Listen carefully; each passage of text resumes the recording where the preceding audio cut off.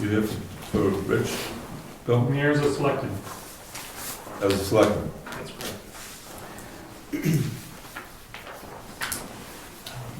The time now is 6:31. Date is October 10th, 20th, excuse me, 2016. Rick Surrette, Present. David Champy II, Present. Rob Collins, Here. Geary Ciccarone, Jim Freeman, Ed Comeau, Present. Rich Zacher, Absent.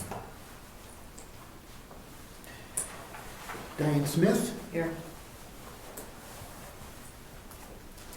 Okay. We have two regular members absent.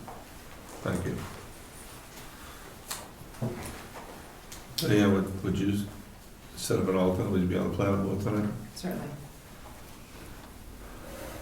Bill, do you want to be ex officio or do you want to? I'll be fine. Huh? Yeah, yes. Thank you.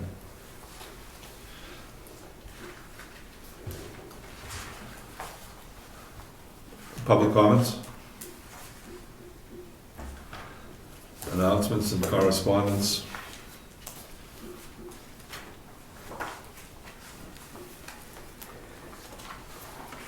Town and city will be on file. Magazine, I've never seen this before, Convene, Urban Renewal. We'll look at this too in the office. Invitation to this informative meeting that we're gonna have with Moose Mountain Greenways. King of the Mountain. We're gonna review the and possible approval of the September 15th meeting. Does everyone have a copy of that?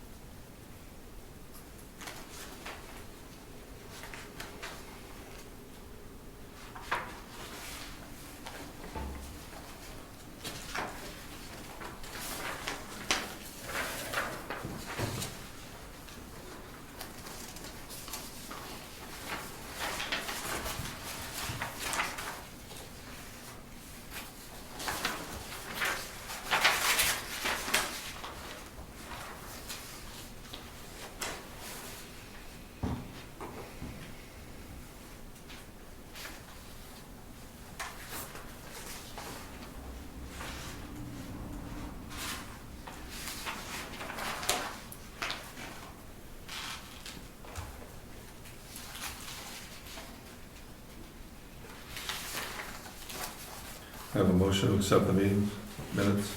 Mr. Chairman, I move that we accept the minutes of September 15th, 2016 as presented. Second. Discussion? All in favor? Diane.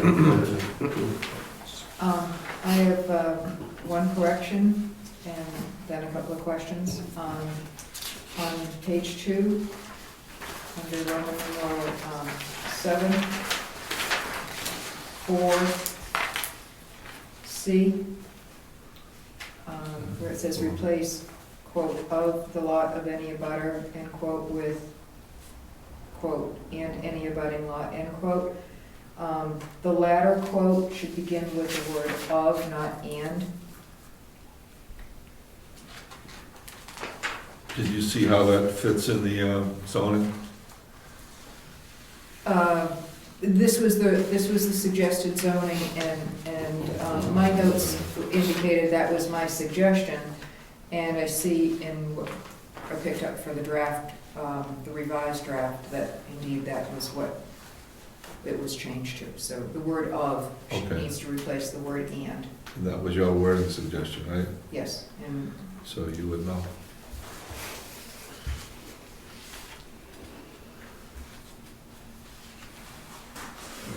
Questions? On section 8, I thought that we had done more editing than is suggested here. But I don't see a revised copy for review, so do you want to, it's not, my notes are not as clear on this section as to what the final, We didn't finalize that at okay, this meeting, okay. at that meeting. All right, again, my notes aren't clear, but it didn't sound exactly the way that I had remembered it, but never mind. We were all over the board on that. I'll defer comments until we see the revised draft. Okay. Mr. Chairman, I withdraw my motion. Okay. I move that we accept the meeting minutes of September 15th, 2016 as amended. Second. Discussion? All in favor? Opposed? Minutes accepted. Abstained.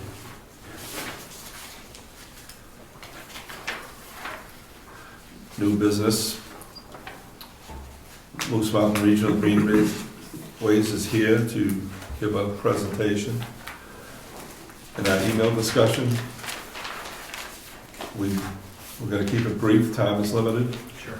And I just want, I see new faces and old friends in the audience, and I know you're not here for a planning board meeting, but I just want to make it clear that this is a planning board meeting, and these guys are going to give us an informative session, so we're all clear on what's going on.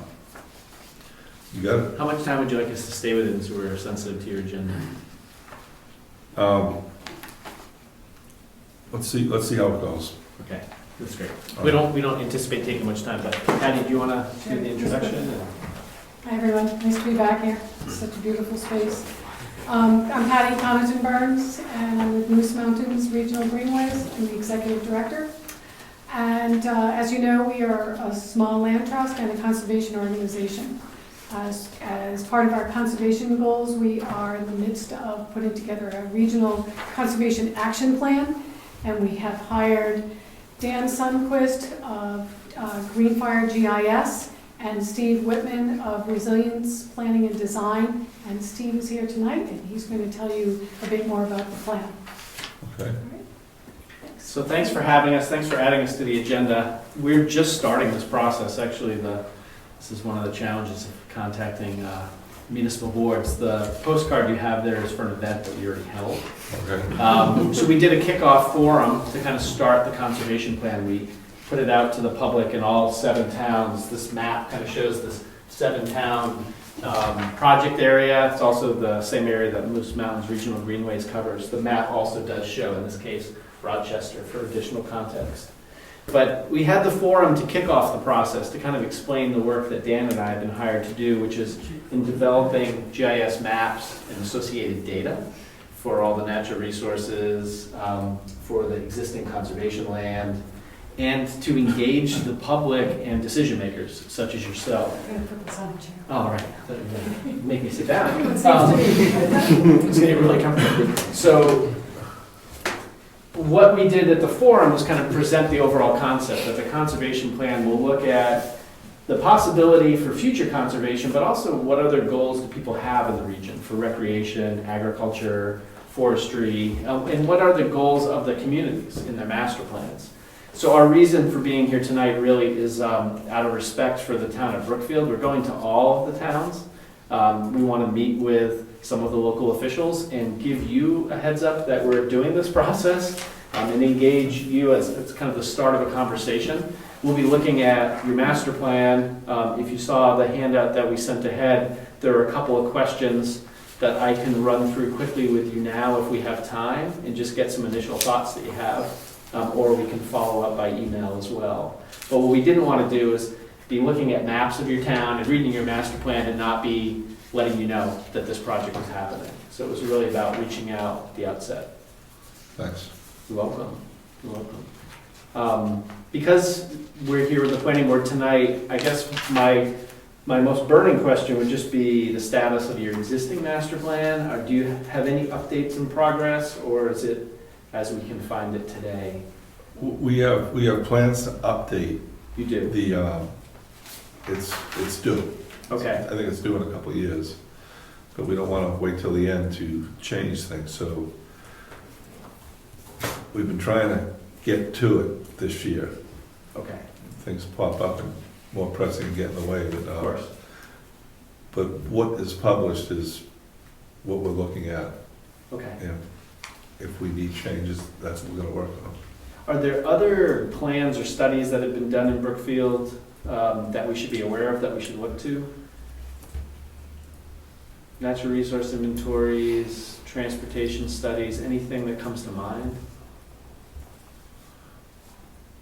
If you think of anything, Nothing coming to mind. If anyone on the board knows of anything, okay, shout it out. It's pretty quiet around here.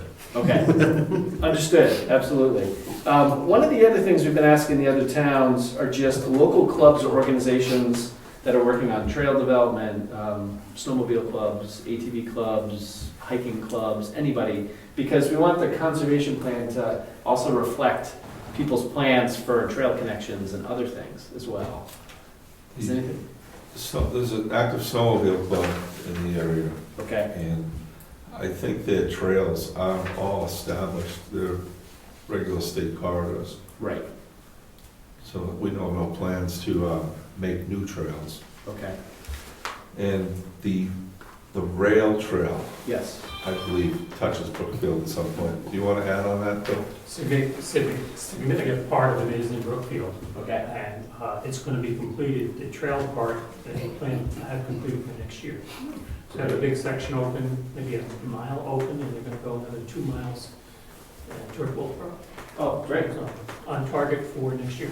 oh, excellent, okay. So we have from Cotton Valley to Whitefield line, right? That's where it'll end, right, and they're gonna go between there and Clark Road is the section that's gonna be done, and they're gonna go from both ends, as far as I know. Oh, fantastic. Okay. Surface water or groundwater issues, either challenges protecting your water resources or threats to them that you're aware of? Well, I know the town is on all private wells. Okay, I think Wakefield has wells in Brookfield, really, for their municipal yes. source? Okay. That's good to know.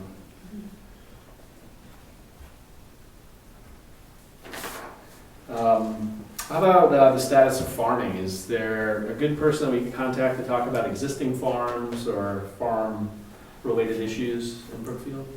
The chairman of the Agriculture Commission is Ed Nason. Okay, so you do have an ag commission. Great. We'll establish contact and ask some questions. The only other question I have for you really is related to recent development trends in the last 10 years. And really, we were seeing most New Hampshire communities haven't experienced an awful lot. And where you're a fairly small town, does anything come to mind? It's, we have to lay out areas in town that would be acceptable to develop workforce housing. Okay. And, Phil? I'll just scratch my head. Oh. And, other than that, development is individual lots, spotty. Okay. Did you develop a workforce housing ordinance, or is that what you're referring to? Yes. Okay. Okay. We'll take a look. And aside from that, it's single-family residential on individual lots. Residential agriculture. Okay. There's a recreation area in town which takes up a good portion of Moose Mountain. Yep. Okay. He's whittled down to Frisbee golf right now. Okay. Great.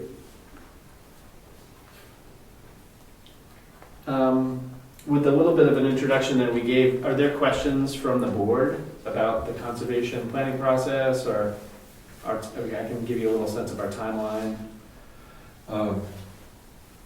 Are you planning on more acquisitions? Or are you asking people to donate land, or do you have things that you need to connect? I'll ask Patty to Yeah. answer that. So this plan is about Moose Mountains Regional Greenways becoming clear on what our natural resources are in the area and what is meaningful for conservation for the folks in this region. We really want to dig deep with both municipalities and individuals and find that. And also find that there are opportunities for trails and trailheads that could even ultimately connect that particular kind of recreation with small businesses development along some of our major corridors. And we want to know if you have areas that you're looking at for development so that we can, be sure that our planning and your planning doesn't collide. It really works well together. So we do have the one property in Brookfield that we are in the midst of putting an easement on. We brought that here Yes. for a subdivision approval. But other than that, we don't have any particular plans in Brookfield. We are looking to really achieve the greenway for the entire region that we had set out to do initially. But this is the plan that will help us get there. Well, the whole town is, with the exception of the recreation area, is zoned agriculture residential. Mhm. We don't have any plans to have any commercial areas in town at this point. Yeah. Okay. Great. So yeah, really the plan is intended to help guide Moose Mountains long-term and let people see how pieces could fit together, where the connections could be, so other groups can also be helpful in making it come together. And so as far as timeline, we're working on a lot of the mapping now. We're going around and meeting with the towns. There'll be an online survey you'll start seeing advertised. We'll be communicating to you about these things as we go forward. Then in the winter, we're going to have another public forum that will also send notice to you. It'll probably come to you a little sooner. This one was like right after we started, so you'll get more heads up notice. February 11th, Middleton School. Yes, the brand new school. And that's going to be another opportunity to bring people together. We'll share what we know about the area, and we'll be asking for feedback and ideas. And then we're kind of moving towards a June completion, where there'll be, leading up to that, there'll be a draft conservation plan that we'll let you know about. And we're really hoping to get people excited about looking beyond town boundaries to see possibilities, but also we want to make sure that we're reflecting your vision of your community. Is there enough land available, in your opinion, to connect all the towns? It's too soon to know. Yeah, too soon to know. Okay. That's one of the things I think we'd like to see, to what degree we can connect. And if you have any ideas on that, we would love to hear from you. Yeah, Because sure. you've lived here your lives and you know it inside out. So we'd love to hear from, the more we hear from planning boards, the happier we'll be. Okay. Yeah, Diane? Steve, Yeah. I'm curious to know what, I think this is a great idea. Yes. But I guess I'm a little confused as to the purpose of this conservation action plan. Patty explained that it's for natural resources and for, sorry, I didn't write down everything that you said, but, I get the idea from a natural resources perspective, but what I just want to be clear about is that this is an internal program for Moose Mountain Regional Greenways to help the organization direct its efforts in particular areas. Is that correct? That is a fair correct. summary? Yep. So, I understand that you got some funding for this, you got Moose Plate money, I think, Yep. Yes. and some other funding. Mm-hmm. Is the creation of this conservation action plan going to have any weight with any regulatory agency that may impact a community's choice on what they do with a particular resource? I think that are not, we didn't set out to create a plan that would be regulatory compliant or used by the regulators in any way. Right. But what we hope for is that the regulators will at least, or not the regulators, but those with funding will, like Moose Plate, will recognize the areas that we call focus areas and provide us with funding. And I'll tell you, this is an example. We have, the Salmon Falls River is fed a lot by the aquifers, the stratified drift aquifers in this region. And when we try to protect land that enables protection of that river, we're unsuccessful because the state has not designated them as worthy of providing funding for. So with this plan, we will have a better chance of, if somebody comes forward and wants to put an easement on their property and they happen to be really an important piece of land for aquifer protection, we'll have a little more teeth than we had with what the state gave us. Those are the kinds of things that are missing from the current plans that we feel that will be helpful to us. That and prioritizing, because we're so small that when a lot of people come to us and ask us to help them to put an easement on, we can't manage all of the different asks. Right. So we want to start to prioritize it. And this plan, that's its main purpose, is to help us prioritize where we will be able to assist families that want to put their land in conservation. The only thing I would add to that, because I think you explained it correctly, it'll help Moose Mountains with thinking strategically about what they want to conserve, but we'll be sharing this publicly with all of the towns. And so if there's a conservation commission or an agricultural commission that's trying to figure out priority places where they can engage with voluntary folks in town that want to do protections, it would be a tool for that as well. So not that Moose Mountains is the only way that land can get protected, but just to start to look across town boundaries, which is kind of showing our homework and kind of showing the level of detail as far as our understanding of natural resources, and that will help with hopefully getting some of the funding. Thank you. You're welcome. But we don't picture those like dots of focus areas on Right. here. That's not our end goal. Dick? Dick Peck, I'm on the Conservation Commission Great. of Brookfield. Do you have a copy, or are you aware that Brookfield has a natural resource inventory? I'm not, so thank you, Dick. Well, you should have a copy. How can I get a copy of that? You should have a copy in your files. Well, they may have one, but is there one on the website? Because I'm not No. located with Patty. No, it is not. Okay. So it would be a paper report? Yes. So we'll look for that. Do you remember the date of it? That will help me go back and find it. I don't remember what I had for breakfast. How about 5 years or 10 years? I'll get a copy to you. That would be great. That would be wonderful. Okay, the other question is, have you picked up the conservation land going into Lake Wentworth, which was just acquired by the Lake Wentworth Association? I just worked with the GIS mapper and we're getting a shapefile to them. Okay, so you know about that? Yes, Yeah. we do. Okay, that's in the Winnipesaukee watershed, Yes. Okay, And but it's in Brookfield. yeah. wonderful. Yeah, so we do, I guess, know that. I'm glad you and Dan are aware of that. Thank you. That's all we have for you, unless you have other questions. So one of the things I would like to commend you for is recognizing the trail systems Yes. and being sensitive to that.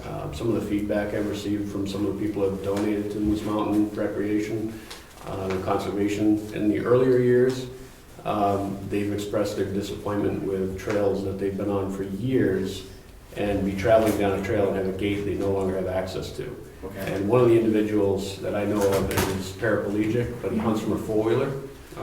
And he was no longer able to hunt the property anymore because there were gates up, not allowing him to have access to it. And he was one of the prime people that I know of that made donations. So I'd just like to comment and say that it's important to stay sensitive to those people that have used this land for a number of years. But I also know that it's important to protect our waterways and make sure that people aren't making mud holes and tearing them up with ATVs. So there's got to be a balance somewhere. Absolutely. Good one. Great, thank you for that. Thank you for having us. Thank you. We'll be in touch, we have more to share, and we have questions along the way, we'll just reach out, if that's okay. Excellent, Great, appreciate it. all right, thanks, and thanks for putting us at the beginning of the agenda, it's always appreciated. It's good. I have Do you have contact information, Pam? I do. mine is right at the bottom. Okay, thank you. And this is about our Conservation Commission mixer. CC Mixer is an annual event. And this year You're we're welcome. We're having a topic called planning development with conservation in mind. So we are really hoping planning boards, anybody who's a decision maker on planning and development in their town, we're encouraging them to come December 3rd at the Wakefield Opera House. Thank you. Thank you. Thank you, Steve. Thank you. Mr. Chairman, Yes, I just recall I have another meeting, actually I have 2 meetings, so I've got to go to. You caught me off guard when you asked me that question. so you were here, so I didn't know, I was here for these folks, that was my primary reason. I didn't know you were coming down to cover it. Thanks I have 2 anyway. other meetings, so I'm off. Clear the room, huh? Elections are coming up. That's right, he's gonna be busy. Planning board budget. They caught us on the budget deadline in between meetings, so I had them submit what we put in last year verbatim. And we have a draft budget for 2017 that shows our actuals of 2016 as it stands right now. And it looks like we're right on track to hit what we had in our budget, within a few $100. So I was gonna stick with what we had for budget 2016, not go up and down for 17. Unless there's any concerns or discussion on that. You want a motion? I do. Okay. I move that we set the 2017 budget for the planning board at $8,251. Second for discussion. Do we have any idea? Did you second that motion? Yes, Okay, discussion? yes, Yeah, thank you. go ahead. I just wanted to know or have a discussion about, do we see any upcoming issues coming up where this is gonna be enough? Are we going to work definitely on the master plan, and do we have any warrant articles? I just wanted to. Well, that's on our scope right now. We're going through a few things here, but the master plan is coming up, and I think it's due 2020 or 2018. Does anybody recall? I think it's overdue. Yeah, I think it was this year. I think we were supposed to do it, but was it 2006 was the last one, or 2005? So I think it should have been this year that we should be finishing it now. I think. I'd like to see that because we're pressing to have, because I was under the impression, I think it was 18. Well, this was adopted 2006. It's toward the year 2020. And it was how many? I think it's every 5 to 10 years, I think is what the RSA says, so we've been 10 years this year. And it doesn't say to completely redo it, it just says it needs to be reviewed and updated. And I said in a meeting previous, I don't expect this to be,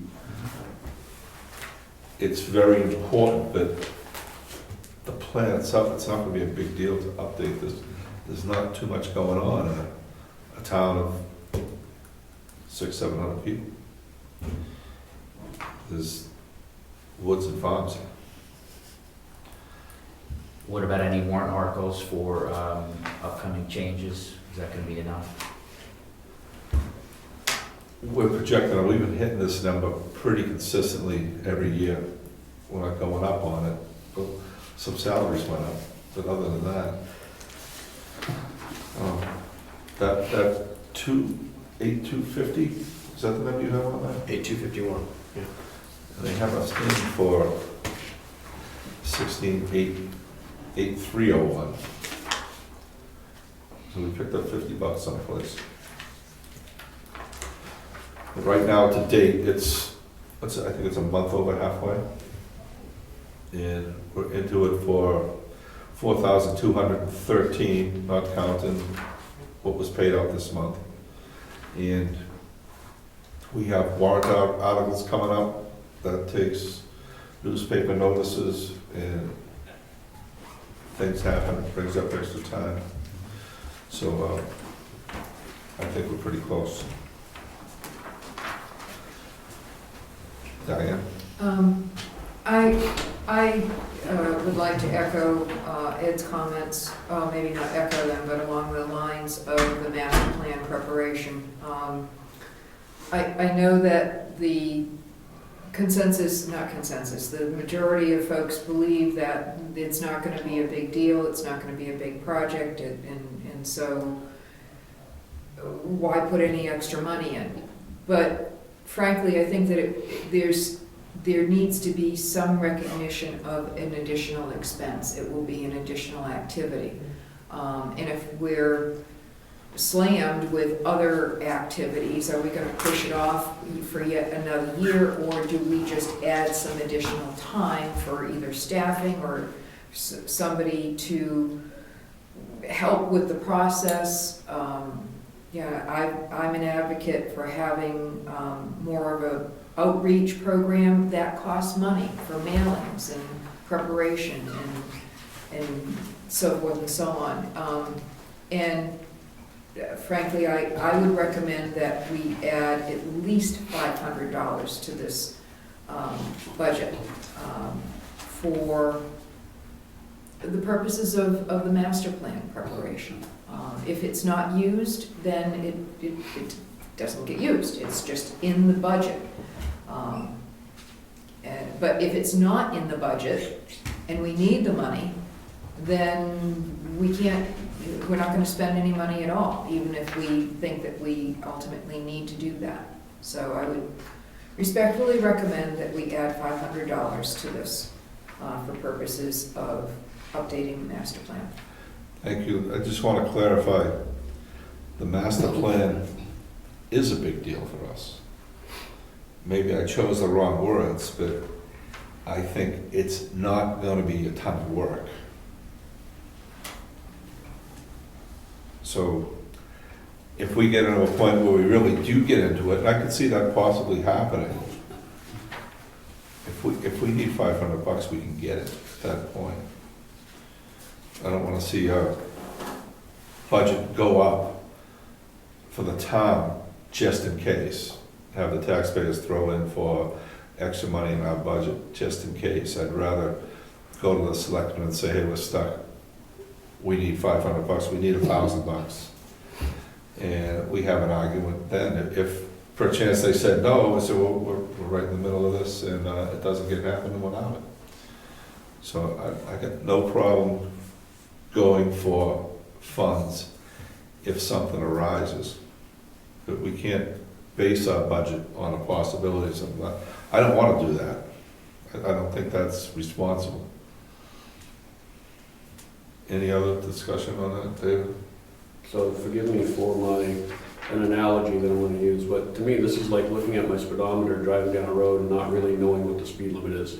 So I'd like to know is we are in October, Right. so we have 2 more meetings left. No, Where are we at? no, we have Through March. November Okay, through March. so where are we at right now with the budget? Like, what have we spent up to this point? He's got the Just numbers kind of right give us a gauge. This That's is- our budget. That's where we are. What is that number? Okay, the budget is, this sheet says 8,301, and we are at 4,213. And is that through September That's through 30th? September, yes. So that's 3/4 of the year. Our budgeting for the town of Brookfield is on a calendar year basis. It's March to March, right? No, it's January to December. So what that represents, if that's through the end of September. I went to the budget meeting. Right. It's a calendar year, not the, they just, we spend money for 2.5 months without having a budget, basically, from January 1st to town meeting. Interesting. So I'm just concerned that we're halfway through our budget, we're 3/4 of the way through the year. I don't see us spending. So you're half saying- of our budget. We got $4,213 for 2 months, so we're not gonna use. That's what's left as of September 30th. Correct. And we give that money back and we wing it for 3 months?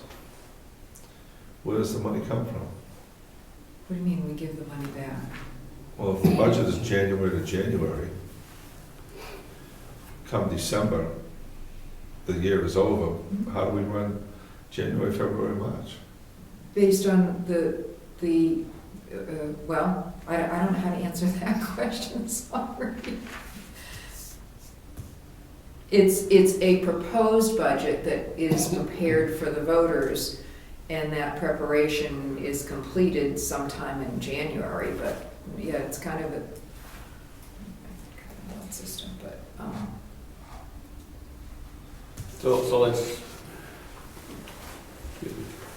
Go ahead. so hypothetically, let's say we have 5 months left, and we have $4,000 remaining in there. We've gone through the majority of the year with $4,000. I don't see us having a need to adjust the budget up any higher than where we're at already. So if we want to stick with the same amount, I would support that, but I don't support additional funds to have to pull with maybe we're gonna need an extra amount of money. I think we're good where we're at. If we gauge where we're at right now in the budget and compare what we have left for the year, I think that we're in good shape. Any more discussion? And You guys can throw it if you want, it's a small room. I mean, I know you're public, but Is there any appetite for cutting the budget? no, we tried that once and we got wiped out. Let me read the details to everybody. Salary planning board secretary, $7,000. The amount of work George does, that comes in very close every year. We never have a big surplus, and we never have to reach in to get extra money. Expenses, $750. We don't know what comes up. We spent $500 so far this year. Planning and development, $1. That's what we put in there. Because if planning and development comes up, we go to the selectmen. We keep the line item on here, but we don't fill it with any money. Public notices, $400. So far, we've used $250, and we've got warrant articles coming up. We don't blow that. It's inevitable. Dues and workshops, $150. And we spent $110. 2 people went to 1 workshop this year. That used to be higher. We cut that way now. So if more workshops come up, we'll go to the selectmen and see if we can get that covered. During the course of the year. Last year, it just happened, there was one that was worth our while to go to. Total $8,251 budget. And You didn't give the year-to-date for the first line item, the salary? year-to-date, Mm-hmm. 3,618.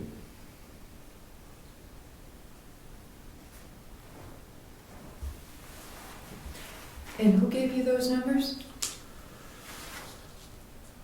Was that from? George, Mary you Lou? know who put together the I'm town budget draft for 2017? I'm assuming that was left over from the selectmen's meeting because I found it on the table here. Oh, I've not been involved in it at all, but I'm sure that Erin put that together.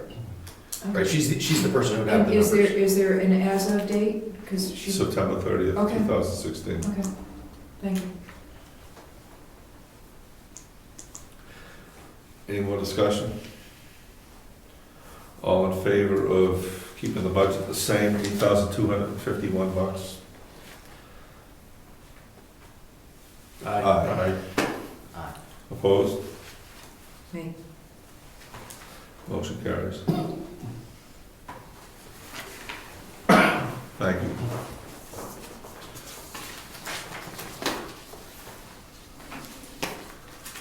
Old business.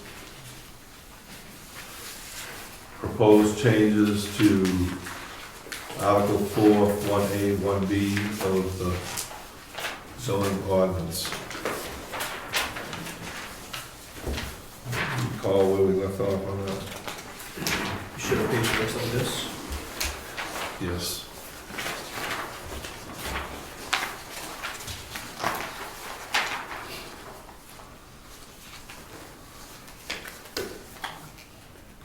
This has all the changes incorporated in George. That's correct.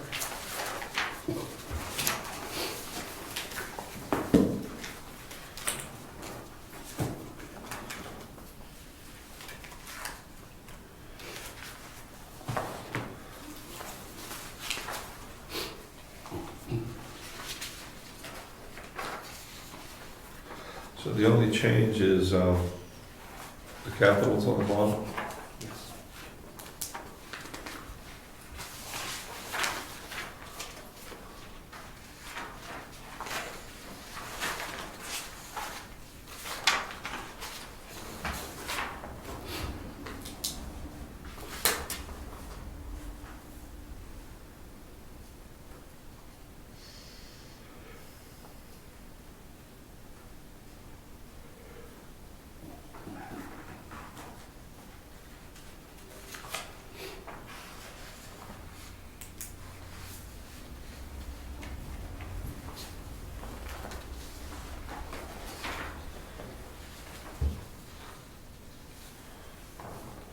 So there were words that were taken out and replaced by those. Yes.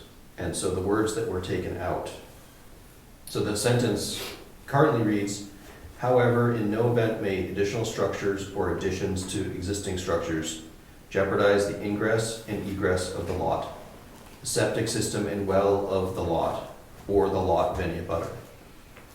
And so basically that's what this change does is takes out the septic or well of the lot. It applies it only to the abutting lot.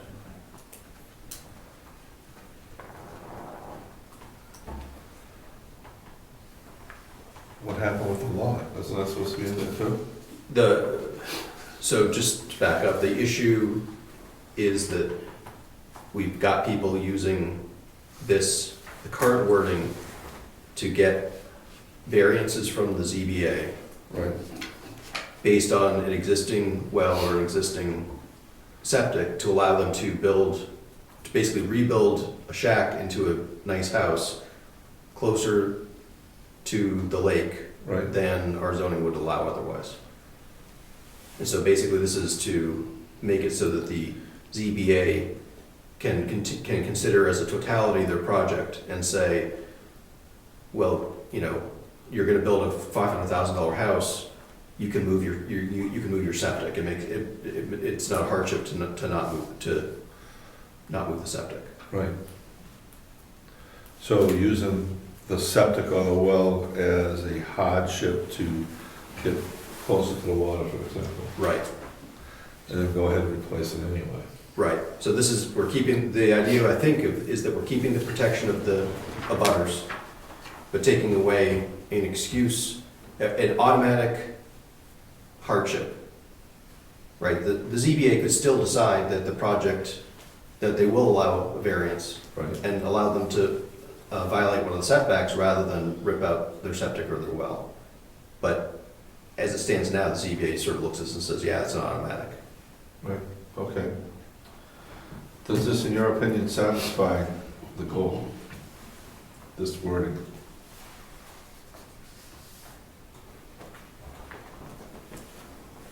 It just seems funny that it's,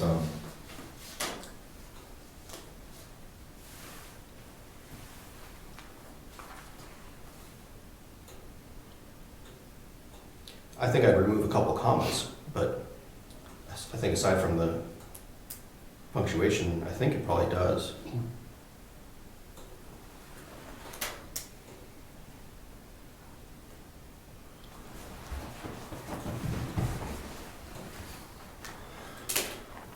so they took out the septic and well of the lot in question, so it's not used as a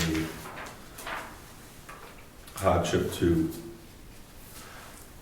It's not change the automatically setbacks. used. It's not automatically used. Right. And why would they bother to even change the language to have the septic or well of an abutting lot? I don't know enough about setbacks on, or, you know, what the rules are around neighboring systems, but to answer that, I don't know. Is anybody else, am I the only one that's not comfortable with this wording? Diane? I'm trying to follow the discussion that we have with Rich, and this doesn't seem to be in the spirit of that. I understand what Rob said, and I think that's what Rich was using as the motive, the way to eliminate the opportunity to do what as Rob described, Right. to basically a way around the issue of otherwise having to move your house further away from the lake. I actually had an additional, or a separate concern, because this is referring in B to additional structures. And I don't know if additional even, it belongs there, the word additional.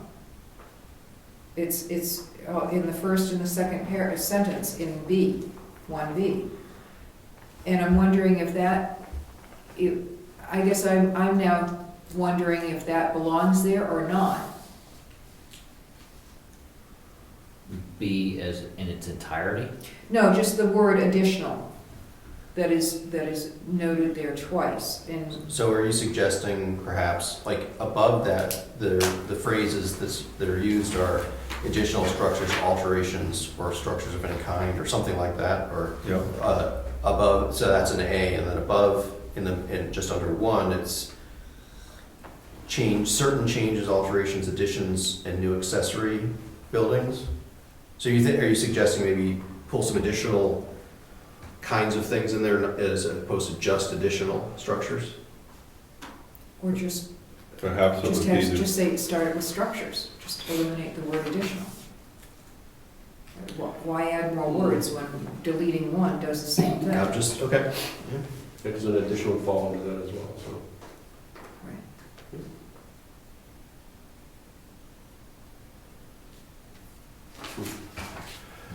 It says additional for a reason. Yeah, and I don't know what Yeah, that yeah. reason is. I wouldn't read too much into it. The people that wrote the zoning were like us and not perfect. What are you talking about, Rob? Well, it looks like their intent was, you know, if you have a structure and then you're adding something else on the side of your structure additionally, and they're talking about that. So, are you just talking about the grammars? This could be wound into A, is that all you're saying? it would sound good to me if additional structures, alterations, and structures of any kind would go into B as well. So the setbacks will apply to everything in A.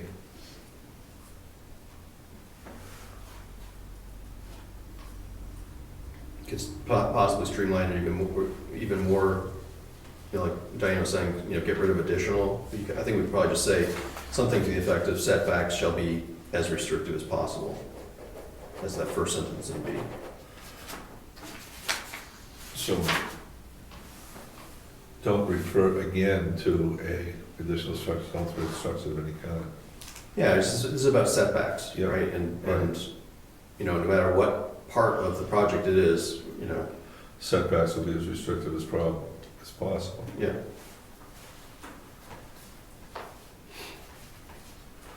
Yeah. I think you're So, right. so the I think the sentence starts with setbacks.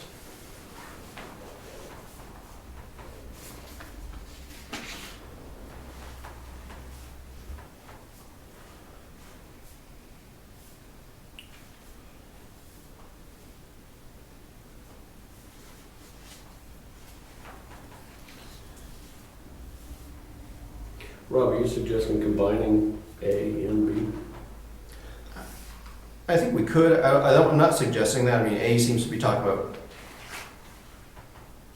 well,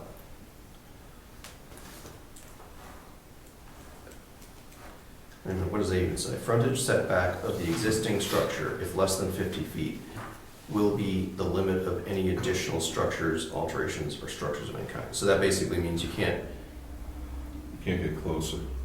to the frontage. Now, is that, which frontage is that? Because we have, you know, like road frontage, lake frontage. Depending on the lot. A lot's either have road frontage or lake frontage.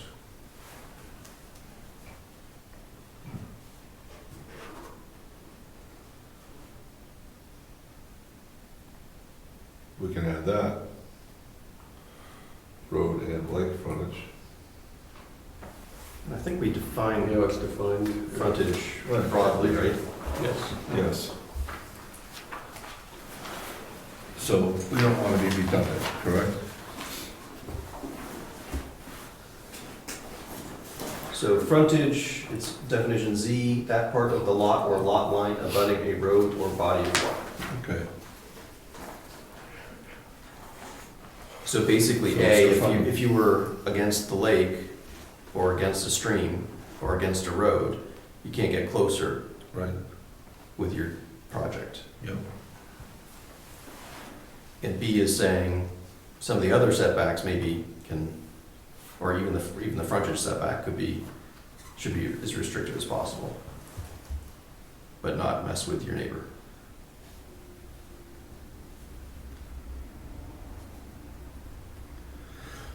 So B would read setbacks will be as restrictive as possible. Is that satisfied? And then in the second sentence,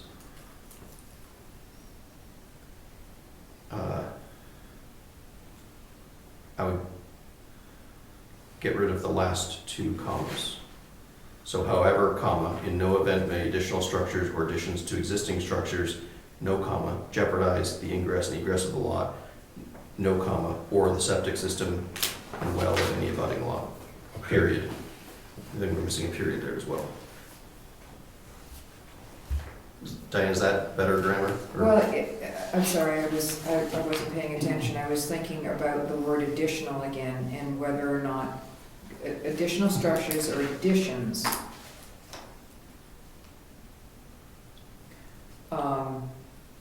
We don't reference changes and alterations or new buildings. They're just flat out a new building. So, As Rob pointed out, that's in A, and when we get to B, we're talking about setbacks.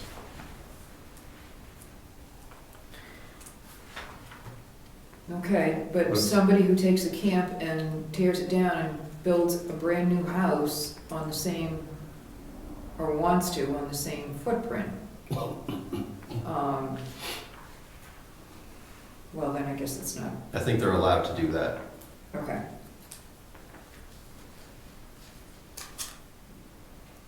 Presumably then, yeah, sorry, never mind. So Rob, I'm sorry, let's go back to what you had said for the punctuation. The So- comma? So the commas around jeopardize the ingress and egress of the lot, the one before and after, Mhm. I'm suggesting get rid of those I agree. And period. and add a period at the end. Will you read the entire B? Me? Yes. So the proposed entire B would read, B, setbacks shall be as restrictive as possible, period. However, comma, in no event may additional structures or additions to existing structures jeopardize the ingress and egress of the lot or the septic system and well of any abutting lot, period.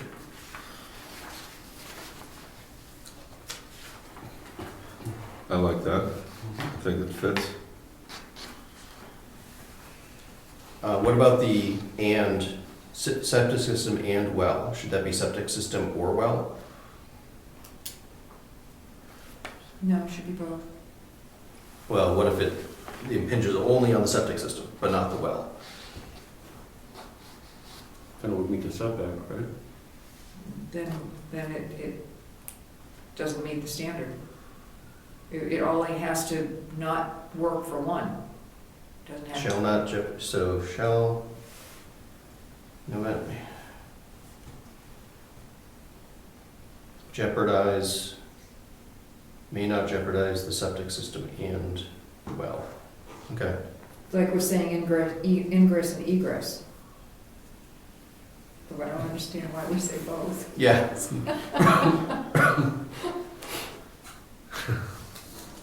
a one-way driveway. Yeah.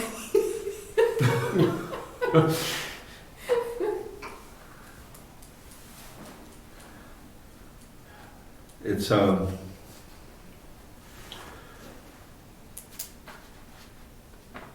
it looks good as suggested. Okay, you want a motion? Yes. Can we have George read back what he has for editing purposes? Yes. My motion is to make it read the way I just read it a minute ago.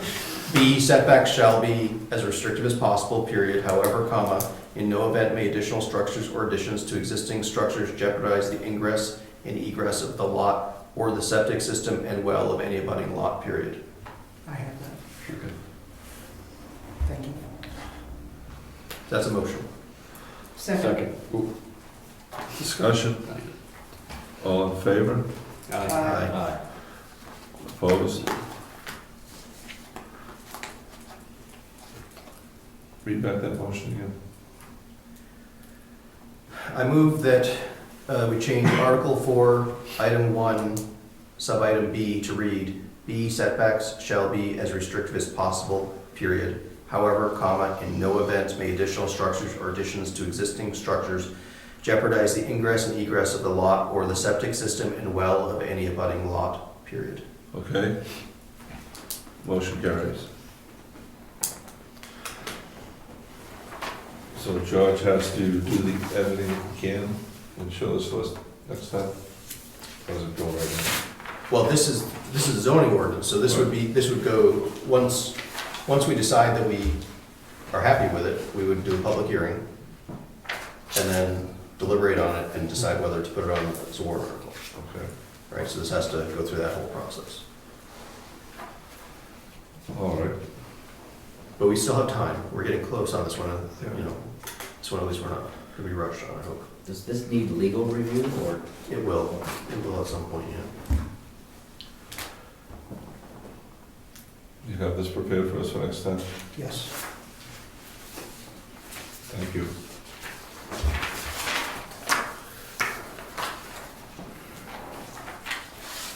Amended rules of procedure. That's the package that starts with gravel pit.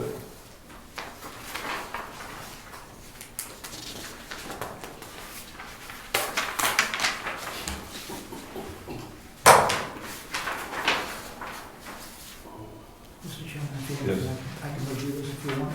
Okay. The front page, I know it's been a while since we've been through here, so the front page includes all the changes since June. Number one, gravel pit inspection report, gravel pit inspection notification letter, and gravel pit section of the ROP. Okay, so if you turn over this page, you will see the gravel pit inspection report Right. as it is.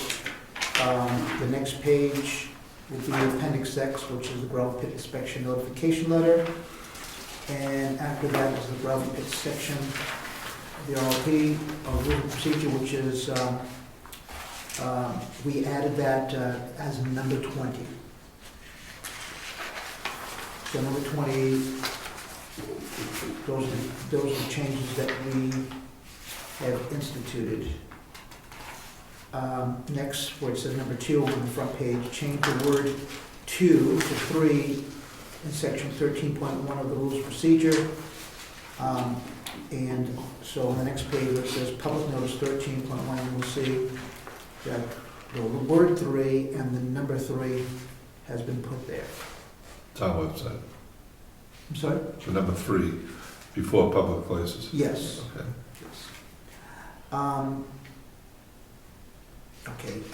Number 3 on the front page, it says in 13.6, the rules of procedure placed a period after meeting and replaced by posting a notice in 2 public places in town, namely the exterior bulletin board. We're supposed to replace that with the notice shall be posted on the bulletin boards, the town website, published in the newspapers. And you see that that is the case in 13.6, which is still in that section 13 where it says public notice. After the word meeting is the period, and then the new sentence, the notice shall be posted in the bulletin boards, town website, and published in newspapers. Okay. Did we intend to lose the description of where the bulletin boards are? The at town office and Stone Corners? 13.1? That's the way I, 13.6. that's the way I understood it, Robin. You, Okay, because 13.1 says the 3 places specifically. That sounds like a Rob. Okay, I'm just, Not being redundant. okay, You- I could have suggested that. you did. Okay. That was your motion. Okay, just making sure that we, That was your motion, but, I mean, the question is, did I fulfill the purpose of your motion? That's what I'm wondering. no, I think it's important that we say where the 3 places are. We do say that in 13.1. It used to say it in 13.6, and now it doesn't. But I think that's fine. I think it's clear where the 3 places are. Okay.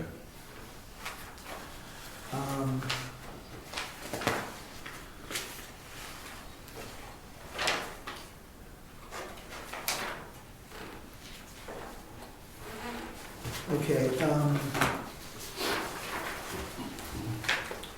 let's see, okay, so number 4, the following items were noted for inclusion in the rules of procedure. This is basically extemporaneous corrections. Some of them weren't, but they basically were, so that's included on the next page. So it says the following items were noted, add a space after 21.2 and remove the bold print, and you'll see that that was done. In 21.2, put a space after item 13 and delete 14, which we did. Y, add a period. D, remove bold print in items 3 and 5 of page 8 of Appendix B, which is the next page. The dotted lines that separate after 13.22.1, that's actually a separate page in the rules of procedure. And after that, you'll see numbers 3 and 5.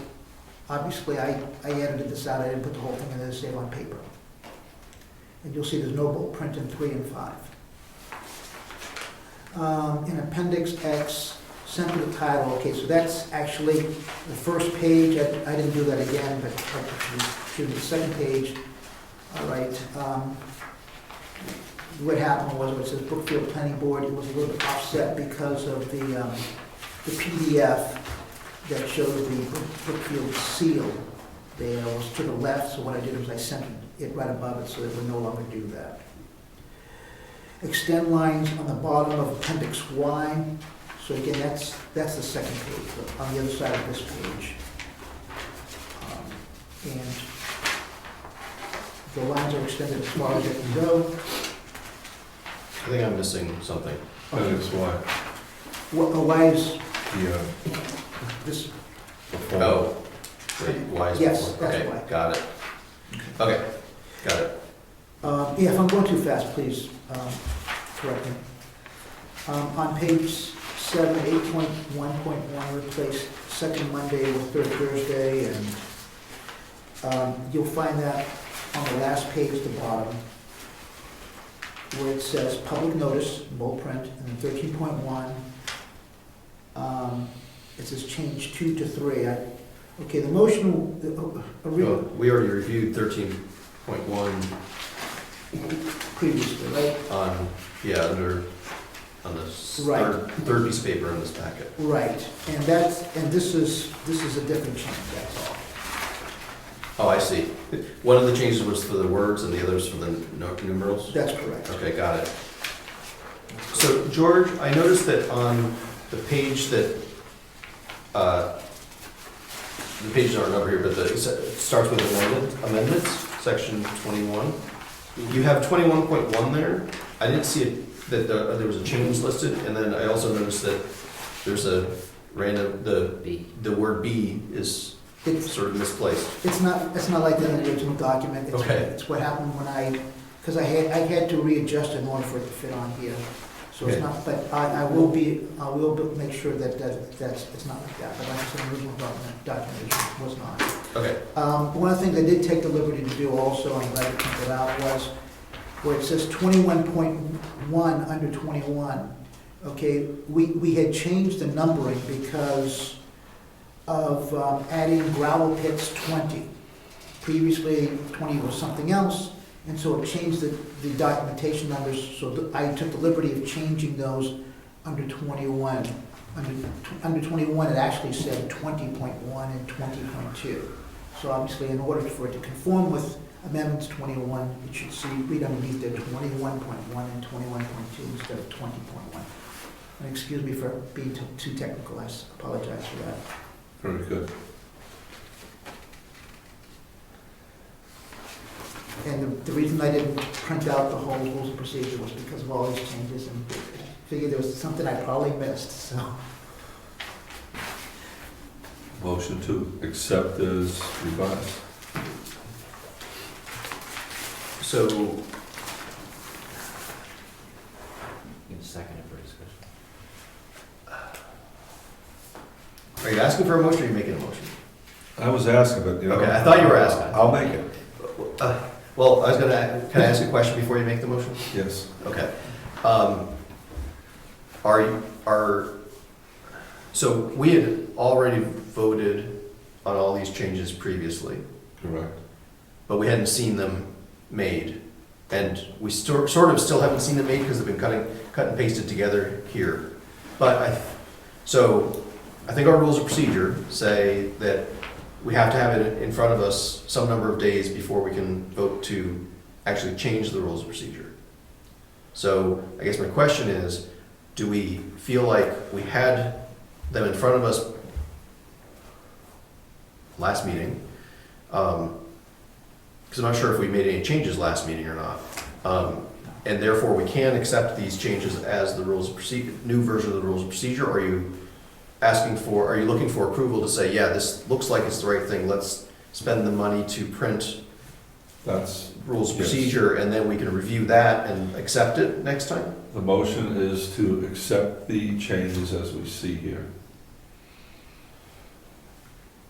Then, As as a working document, a working document, not the real rules of procedure. not the real rules of procedure. Okay. We'll see those in the entire book next time.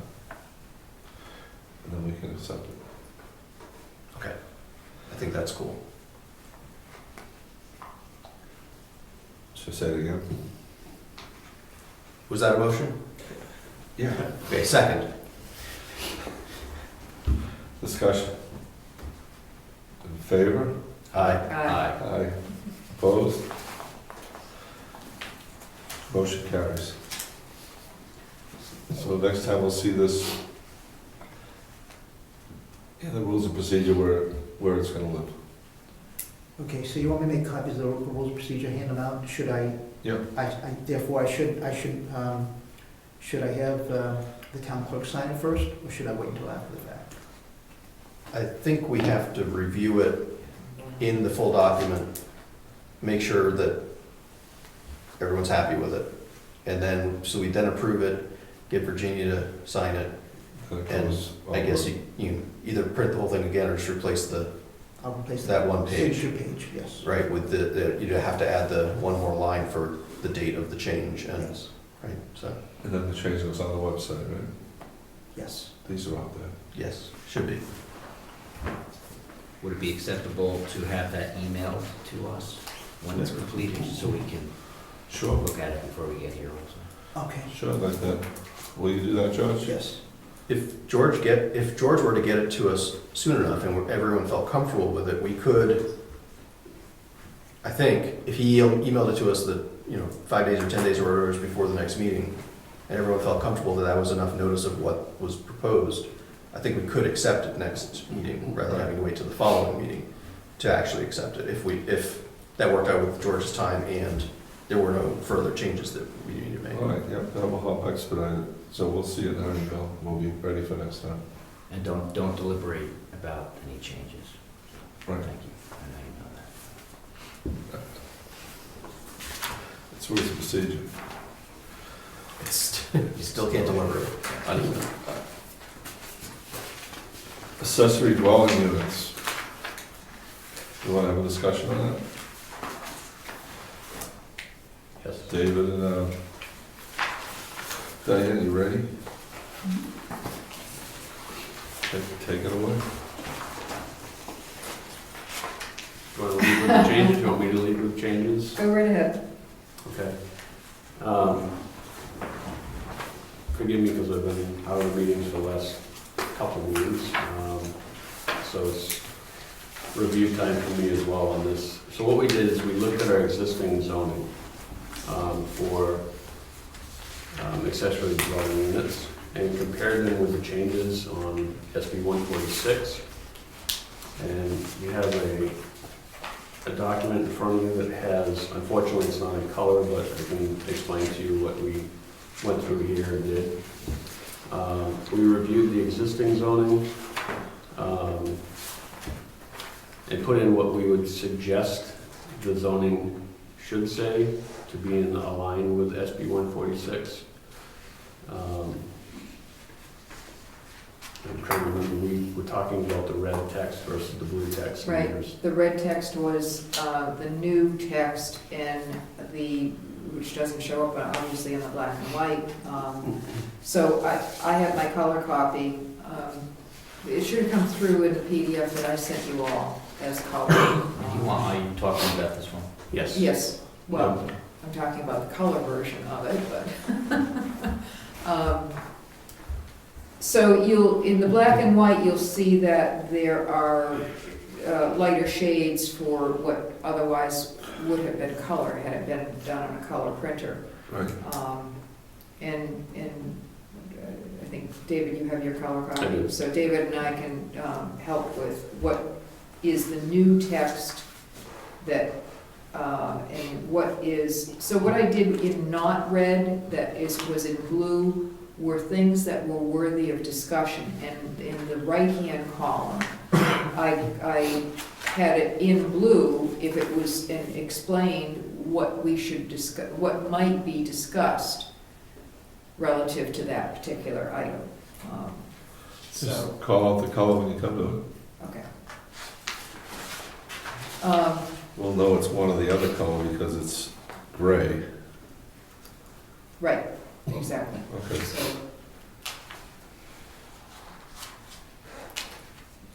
So do you just want to run, do we Yeah. need to re-review what SB 146 is about and why we're discussing this, or just get into the meat of it since we? If you want to broad brush it for the board and everyone who's going to watch, go ahead. So Governor Hassan signed in March SB 146, which will be effective June 1st of 2017. It's for accessory dwelling units. It modifies what there had been previous legislation, and this is a change in the legislation. And the effort is to ensure that we are not in conflict in Brookfield with the new statutes that will become effective June 1st. And the purpose for trying to get this accomplished ahead of time is so that when the law takes effect on June 1st, our zoning will be in compliance. And what would conflict be if our zoning is less restrictive than SP If 146? it's more restrictive. Like our present ordinance says, an ADU is not permitted, so that will change. No, our zoning does allow accessory dwelling units. No, we have to be at least as restrictive as the state. We can be more restrictive, correct?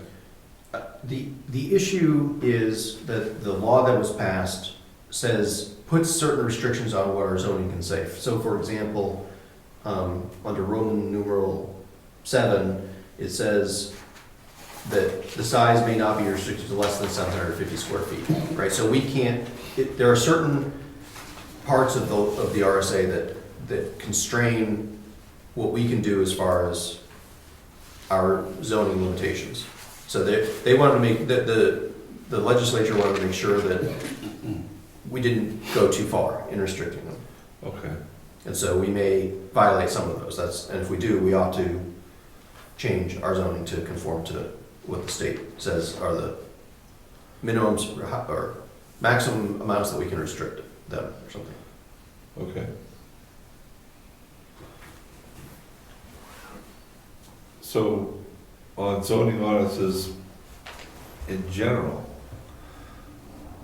we can be more restrictive than the state, not less, or less restrictive than the state, not more.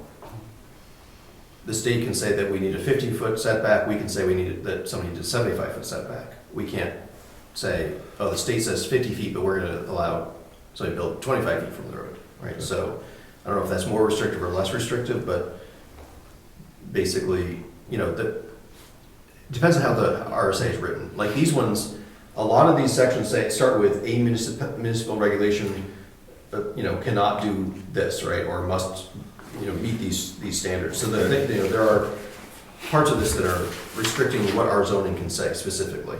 So we want to at least meet these standards. Okay, go ahead.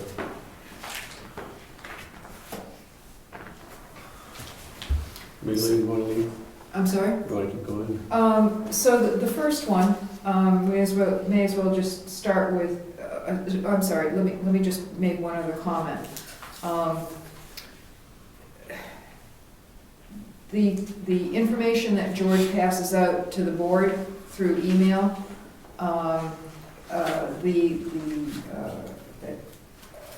it included a link to the Rockingham Planning Commission, who created for their member communities a model ordinance. And interestingly, I also found that the New Hampshire Municipal Association in September also came out with a document somewhat similar to OEPs that we had looked at before, and also had a proposed zoning amendment language. And I know everybody else was going to do this. I think we would have waited. But at any rate, what we have is the 3 columns. The existing zoning ordinance is on the left. The center column is the suggested zoning ordinance, and then the comments for discussion are on the right-hand column. So on page 1, which is, I won't go into the citation here. The only change of the things that are crossed out, compatible with homes in the neighborhood and single-family residence. So throughout this, I suggest that we change single-family residence to single-family dwelling.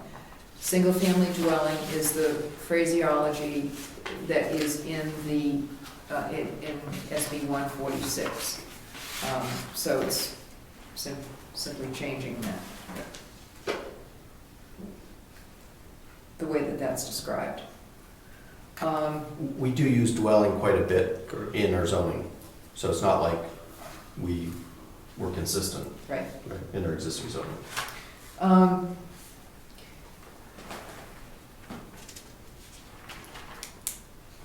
So aesthetics and quality are in that first sentence. And I don't know who makes that determination. And I'm not saying that it's wrong, but I just, the RSA, or the SB 146, which will become the RSA, allows the town to establish standards for ADUs for the purpose of maintaining the aesthetic continuity with the principal dwelling unit as a single-family dwelling.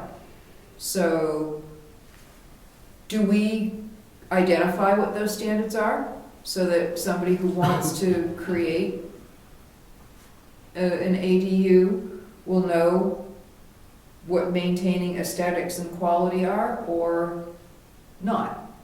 It's not required, but it allows the town to create those standards.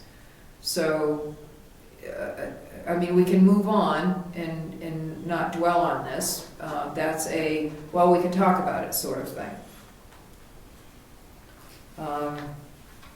Do you want to deal with comments as we go, Mr. Chairman? Or, Sure. Diane, I think that this vague language has not been a problem so far. And I would lean toward leaving it vague, let the fight happen when it needs to happen. And, you asked who. I think the who is the selectmen, who are charged with enforcing the zoning. And worst case, you end up with one eyesore.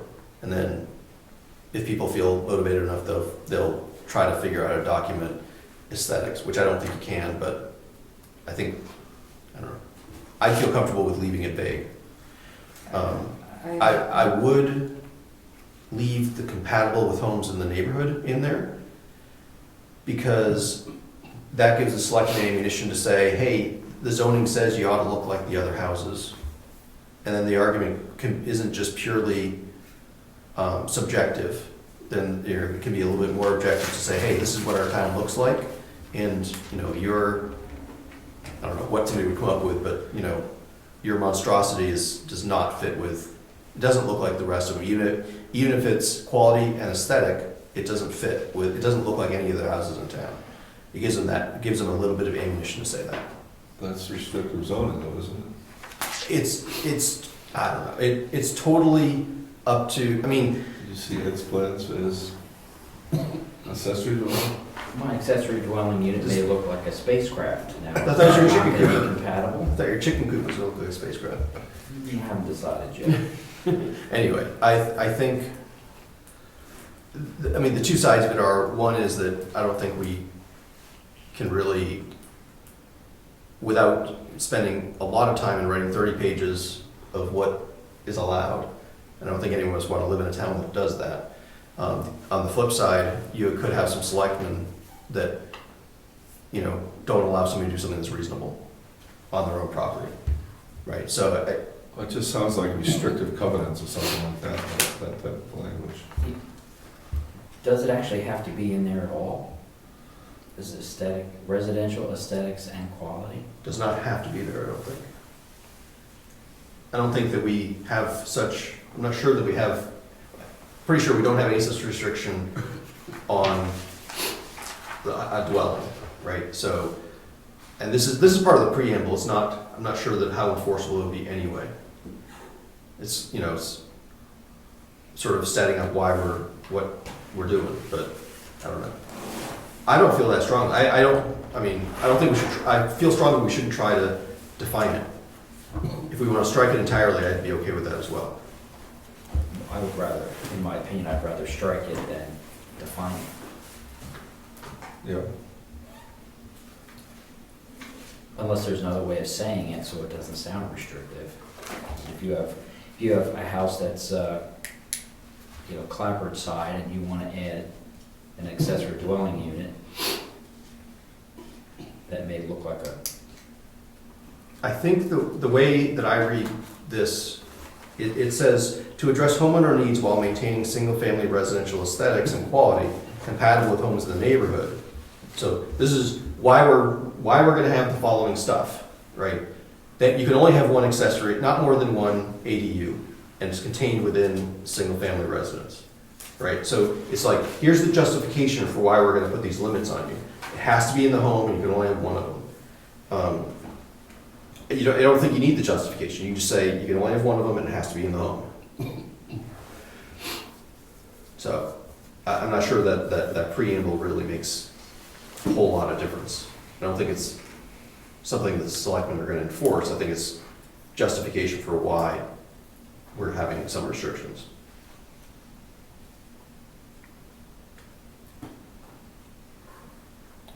Diane?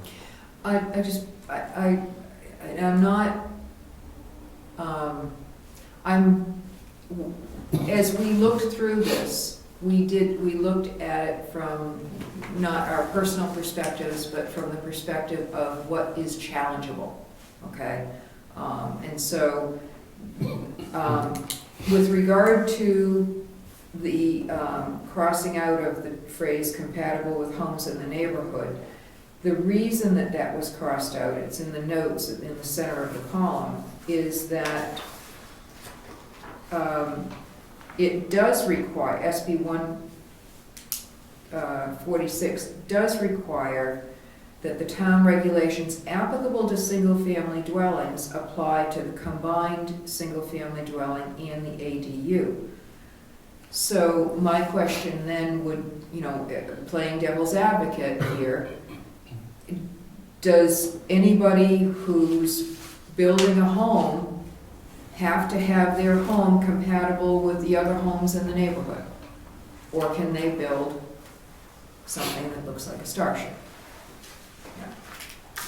Yeah. So that's the rationale for crossing it out, not because I thought that it was wrong. I think if you look at that section, right, this is ADUs are item D, right? The rest of them are a list of things that are allowed, right? These are uses, right? A is farms and single-family dwellings. B is home occupations. C is farms, farming, etc. D is to address homeowner needs, right? It could just say accessory dwelling units that meet the following, right? I mean, I'm sure that when this was passed, somebody thought, oh, this is gonna help people understand why we're doing it. So they wrote it in there. But the rest of these just start out with, they're just a statement of what the allowed thing is. So I think what I'm suggesting is we could strike out to address homeowner needs while maintaining single-family residence, accessory, blah, blah, blah, right? Just say accessory dwelling units that meet the following conditions. And then go into the list of 1 through however many. That's fine. Yeah. Simpler is better, shorter is better. Definitely.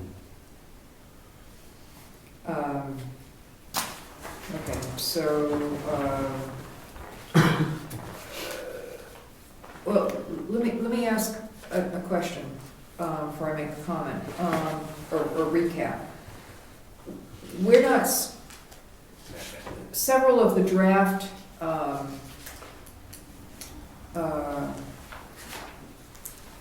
ordinances, sample ordinances, put the definition up front.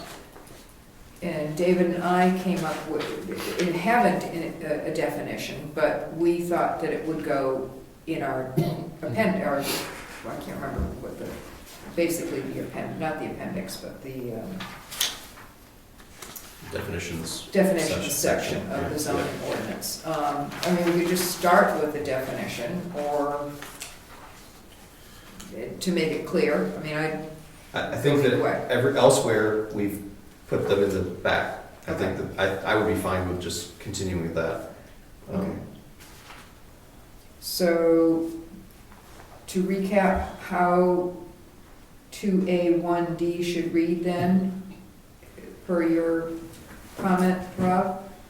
Well, there are The minimalist version? The minimalist, well, I think that one of the challenges is that there are two restrictions that are in that chunk, and then it's followed by a numbered list of restrictions.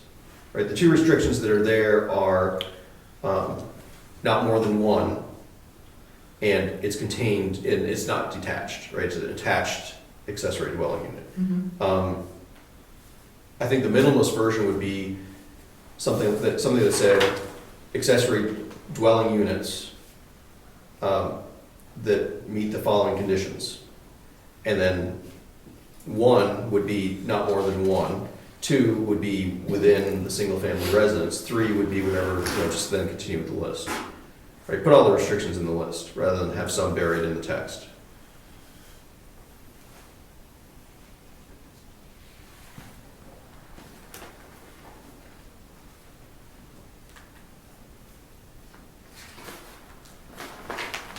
And I think if you look at the rest of that section, the other things that are allowed are, they're not even full sentences. Right? C is farms, farming, agriculture, farmers markets, farm stands, agritourism, and gardening activities are permitted, but no persons, blah, blah, blah. B is home occupations and home-based businesses are permitted without site plan review subject to the following conditions. I would just sort of mirror some of the other ones that are there. Like home occupations, item B has a list of several things, several conditions. I think we could just mirror, pick one that we like and just mirror that pattern of verbiage.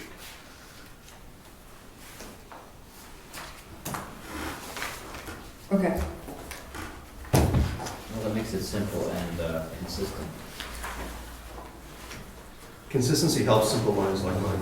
I think it helps everybody.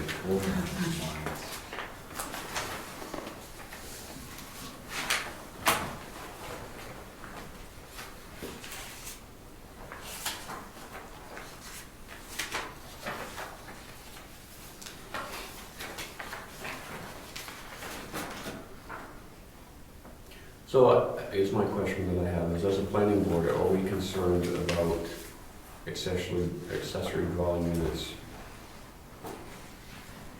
meeting the aesthetic and quality of the primary dwelling unit? Do we want to remove that altogether? Yes, I think we ought to, especially if we're required to be in the main building. I don't think there's any way to, it's part of the single-family dwelling. It's in the building, It right? can be attached to it, it doesn't have to be within it, but it has to be attached to it. Right, but, Contiguous. yeah, but somebody can do anything, put any sort of addition on there that looks like a spaceship, right? I don't know. Right, he's building a catwalk out of his barn to a spaceship, so. But that's okay by the townspeople for us to do that? It's okay. You can build one. So we don't want to limit people, is what we're trying to say here. Yes. What right do the people have to tell Ed he can't have a spaceship? Well, his new neighbor might not like it. Too bad. Not on their property. Yeah. Yeah, but he is the code enforcement officer.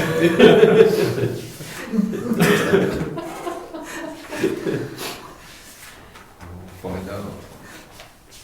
Okay, so, we'll come back with, some appropriate language, and structure. So, shall we move on to the next page? Well, I think you actually asked a couple questions there, like should we allow detached? Should we allow only one? I think that if you're trying to get away with the minimal changes, you would keep it to one, keep it attached. But I think that those are fair questions to ask, whether we would want. Doesn't SB 146 allow detached? Yes, we do. Yes, doesn't require them. It Doesn't allows require the community to choose. Okay. Correct. But we may want to, we may want to consider having I would suggest it being a separate warrant article, but we could have, if, in talking about this with people are like, well, why does it have to be attached? It'd be very simple to have a one-liner, warrant article that's like, that would allow detached. accessory dwelling units. So what Or really- maybe it's longer if we want special, like, you could, you know, you need a 5 acre minimum if you want a detached or whatever, right? I mean, so maybe, you know, we may end up making it a little bit longer if you want it more restrictive, but, you know. But for right now, the only thing in our zoning ordinance, I mean, is the size. Is there anything else in the state that is more restrictive than the town on the ADU attached? I didn't look at it from that perspective.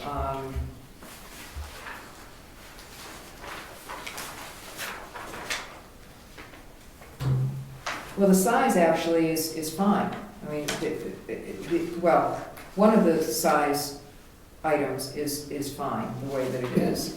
The one that says not less than 350 square feet of heated habitable area and one occupant, which is D4, that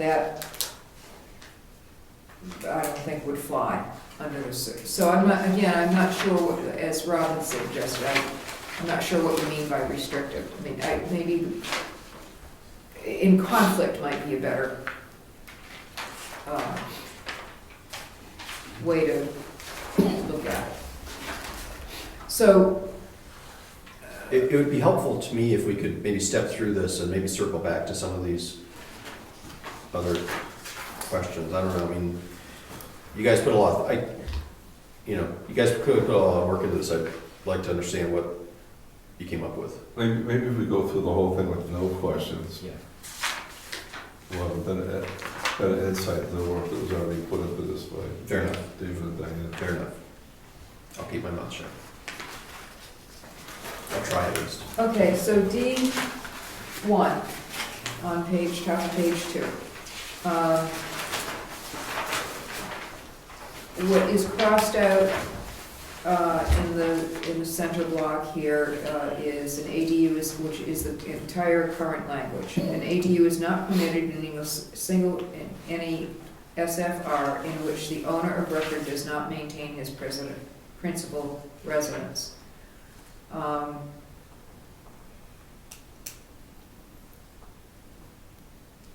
The regulation changes, it allows the community to require owner occupancy of one of the two units, either the single-family dwelling or the ADU, but Right. it will not permit the town to identify which. So that's why the suggested language is owner occupancy is required within the single-family dwelling or the ADU. Okay, And there was no other good place to put this next one, which is the last sentence in this block. There shall be an interior door between the single-family dwelling and the ADU, SFD, and the ADU within or attached to it. I don't believe our regulations address an interior door being required at all.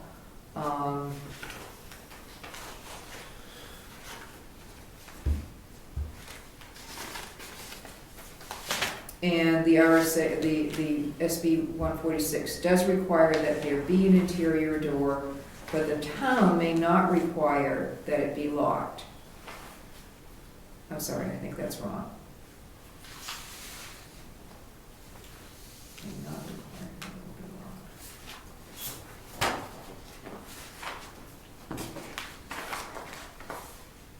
Sorry, that note is incorrect. It says very specifically, municipality shall not require that it remain unlocked. And the thinking behind that was that it establishes that it was assumed that that would ensure a family connection between the occupants of each section of the home. And that is no longer, that is not permitted under the new regulations. You cannot require a family the ADU to be occupied by a family member.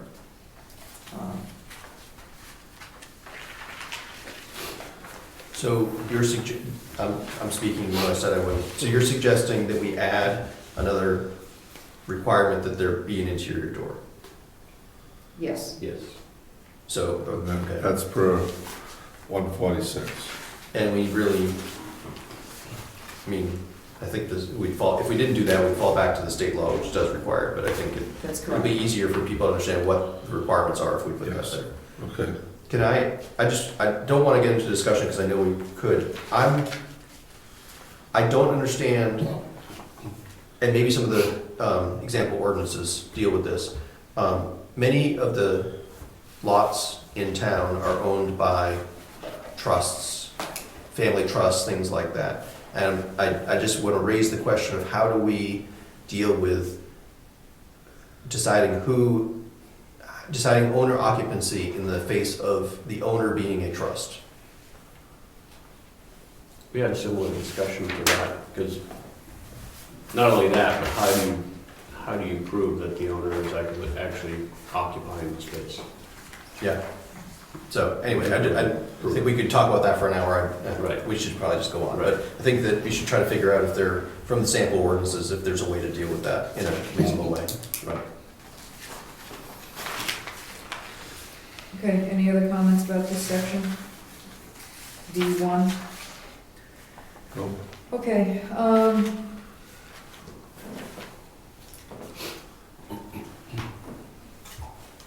D2 is basically simplified from it saying an ADU is clearly incidental and subordinate in extent, use, and purpose of the single family residence. There shall be no alterations, enlargements, or extensions of the existing structure which alter its character or appearance as a single family residence. An ADU shall meet all zoning requirements, including setbacks.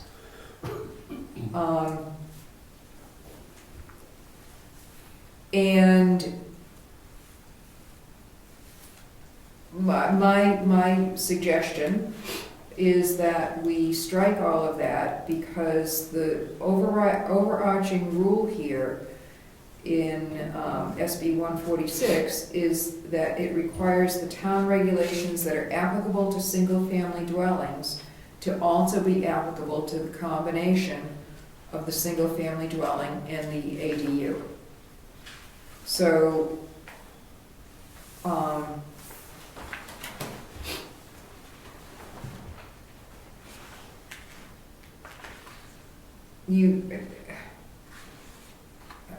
guess the first sentence that is in the existing language could probably stay, but the issue of alterations, enlargements, extensions,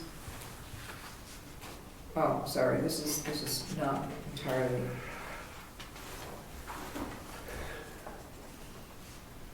So it should say something to the effect that the ADU shall meet all the zoning requirements, including setbacks. Well, it actually, my reference there is really on all the zoning requirements, including setbacks, that last current sentence. Yep. But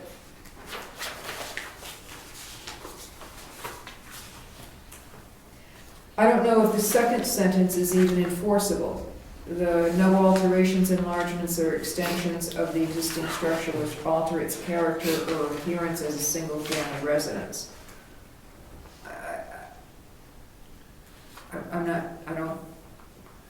I don't think that is enforceable, frankly. But, Well, I'm not sure what it means other than you can't have an addition to your single-family home that looks like a giant apartment building. I don't know. Or something. Everything looks like a single-family home unless it's like, I don't know. A duplex.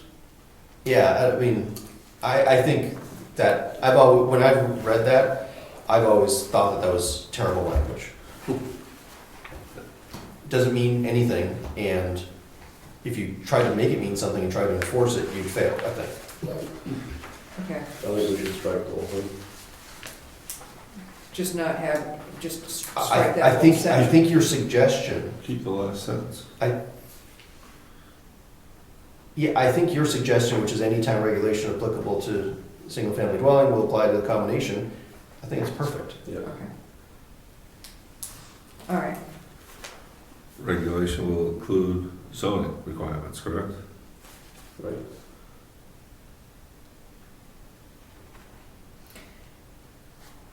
any other comments about D2? Would any town regulation include zoning requirements, setbacks? Absolutely. Yeah, it's town regulation to build a structure, right? Okay. D3? So D3, what is in red there, which is new, is in the first sentence,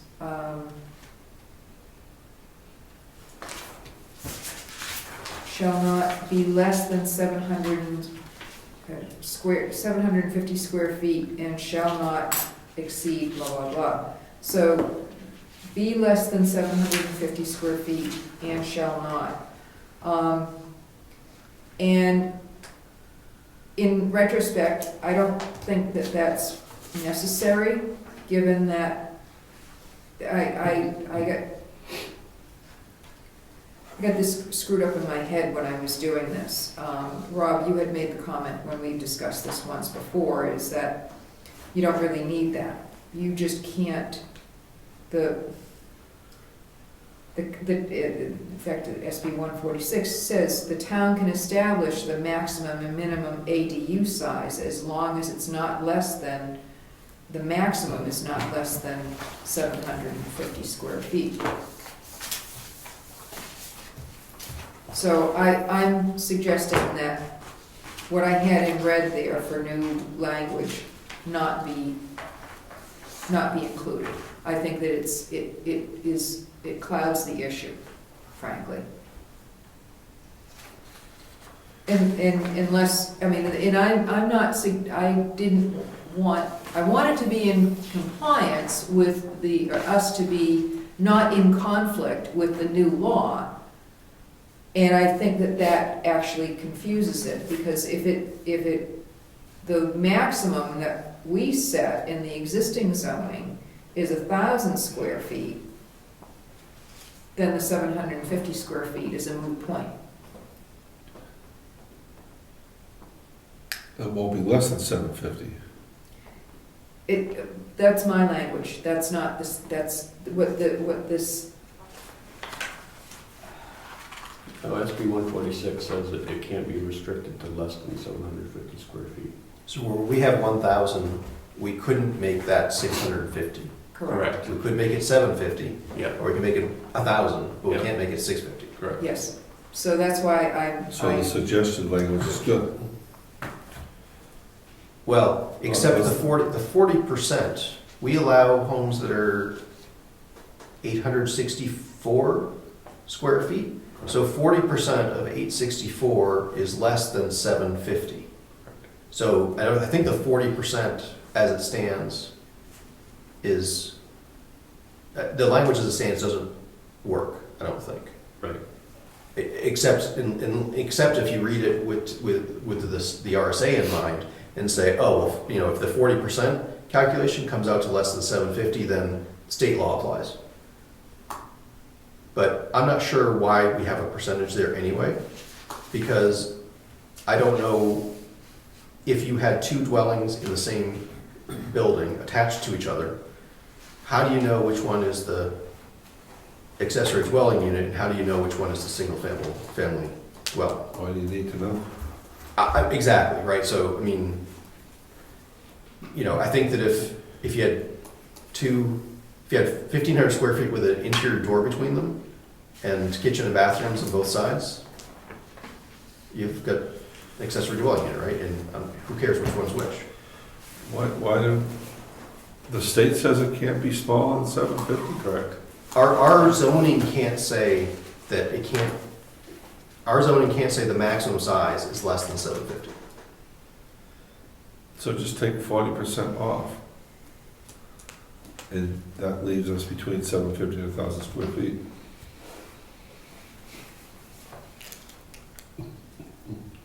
Well, I think that somebody could have one that's smaller than 750. Our zoning can't say that it has to be smaller than 750. Right. Somebody could have a 300 square foot ADU, and they'd be fine with state law. But we can't have zoning that says they have to be 350 or smaller.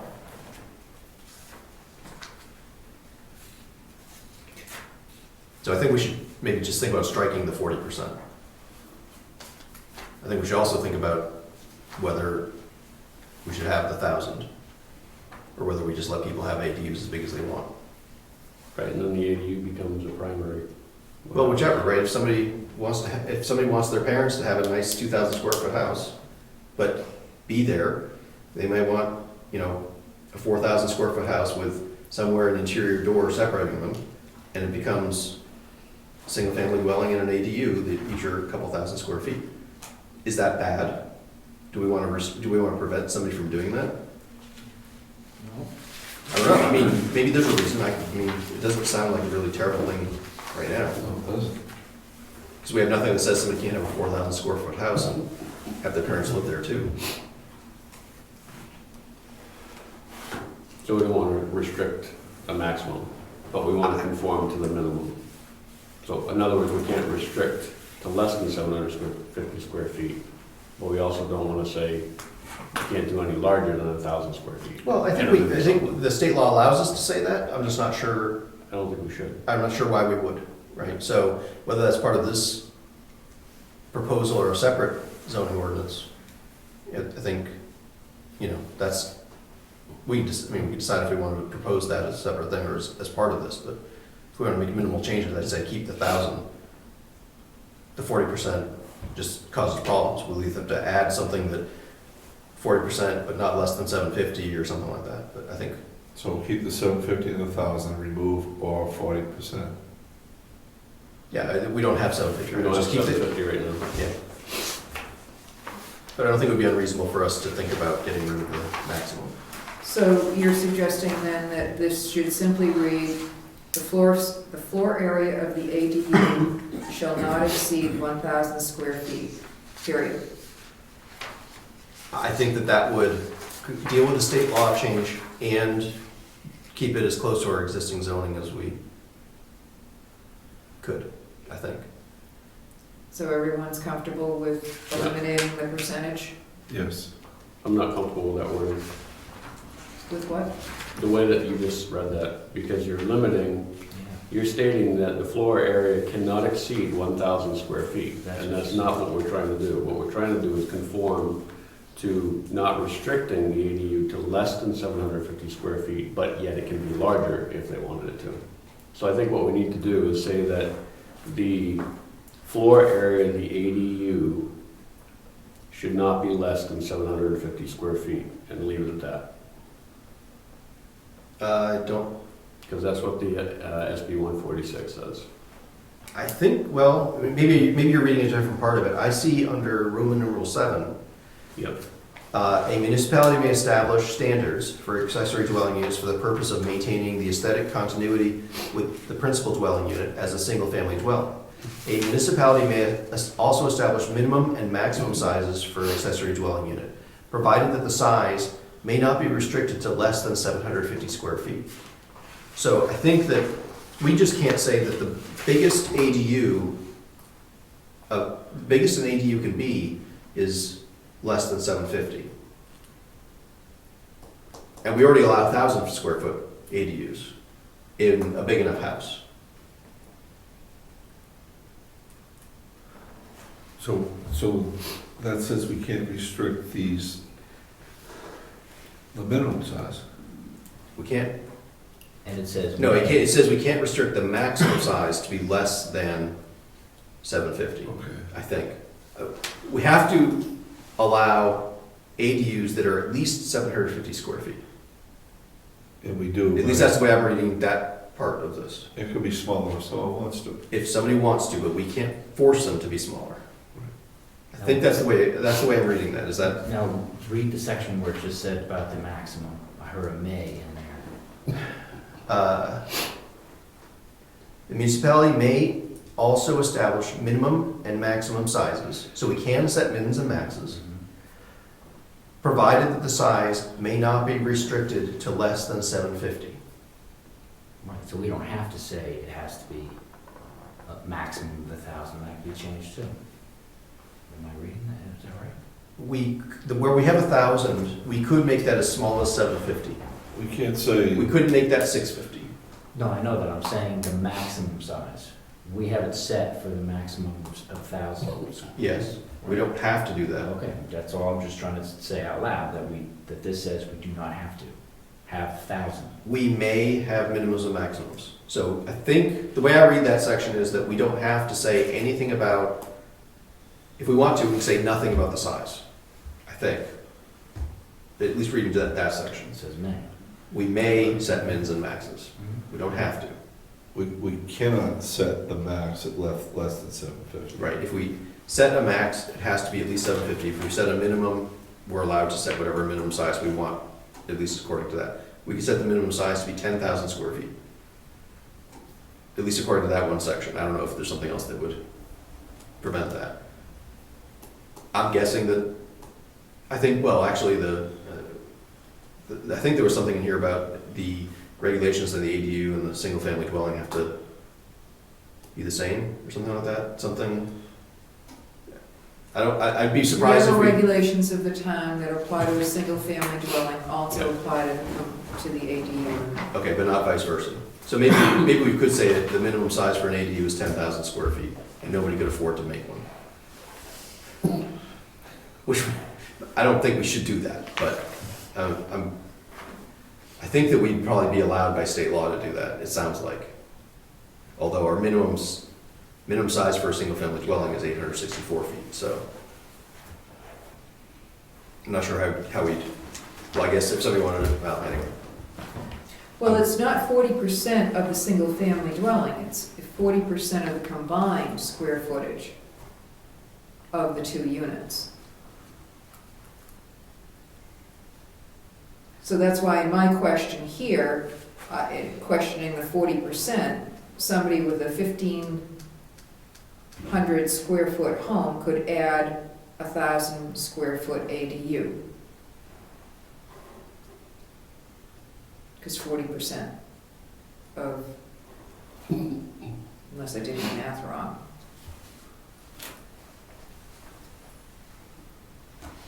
So 1,000 versus the combined 2,500. Right. Yeah. I think the 40% is silly because the intent of it was to make the single-family dwelling be bigger than the ADU, but I don't understand. We don't have anything in here, I think, that distinguishes or identifies which one is which, except for that thing that says that, it's trying to say that the ADU has to be smaller. But I don't know. Right, they could build and make the existing structure the ADU. And switch. Yeah, That's okay. I don't see why that would be a problem. So I think getting rid of the 40% is safe, and it causes problems because on a small house, that's limiting the maximum size the ADU can be. And a small house with small ADU, you probably end up with a maximum that's less than 750. So all we have to do is take out the 40%. 40%.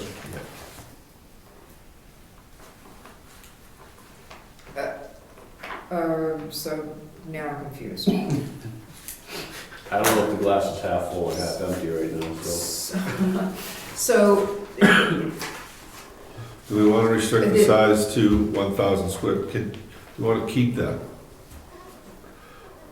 Shall not exceed 1,000 square feet.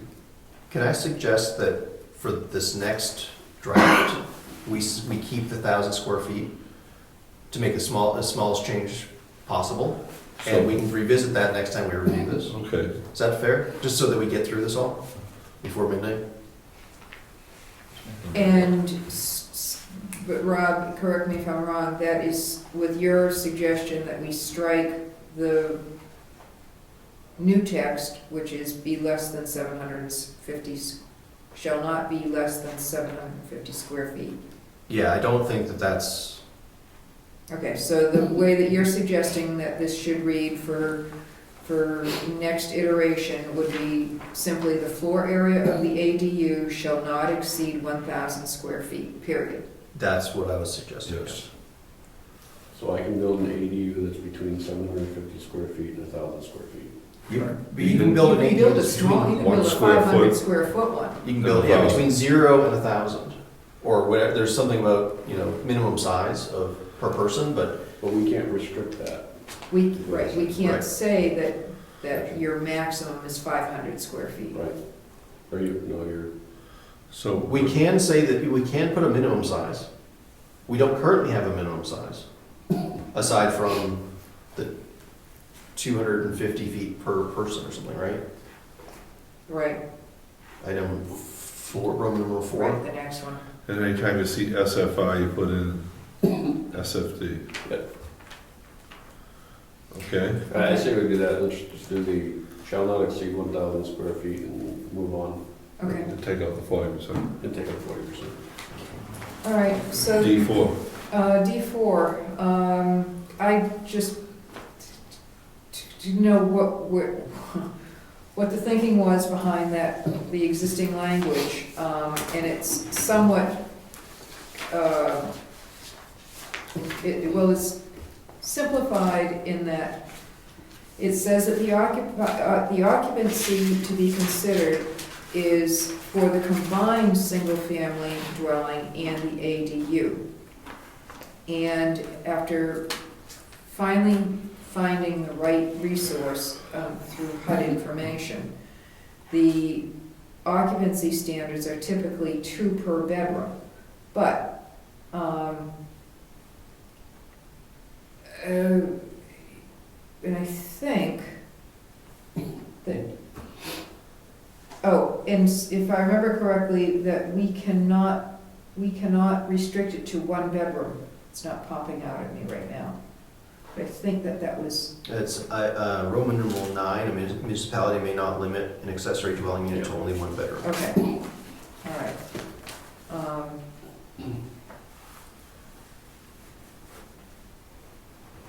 So you're suggesting get rid of square feet per person restrictions and just say, And heated habitable area as well. right. Well, we could have the minimum size for an AD, well, so we do have a minimum size of 350. And then that also says no more than 1 occupant per 250. So do we want to keep the minimum? I think we're allowed to, right? Keep the minimum of 350 feet in the ADU. No, because it says you can't restrict the size to less than 750 square feet. That's the maximum. So he's right. We can. I mean, somebody could. If you could fit all of the requirements for making it habitable, for sleeping, eating, cooking, and sanitation in 350 square feet, then it qualifies. sure. So my suggestion on this would be, Pretty small bathroom. yeah, my suggestion would be to break this Roman numeral 4 into 2. One would be the 350 minimum, and the second one would be your suggestion of occupancy of the combined blah, blah, blah. Whatever that verbiage would be that talks about density of occupation, occupancy. Does that make sense? Per the HUD statement. Yeah, Yeah. number 4 right now has 2 different restrictions in it. One is the minimum size, the other is the density of occupancy. Right. I would suggest, just to make it simple, break each restriction into its own bullet, its own number. And so I think we can keep the 350 minimum, if I understand correctly. For heated habitable area. I don't understand why. I don't think we can do that. I don't know why we're requiring that it be heated, although I don't know who would live around here without heat, but I'm not sure that we require people to heat their homes, let alone their ADUs. I don't know.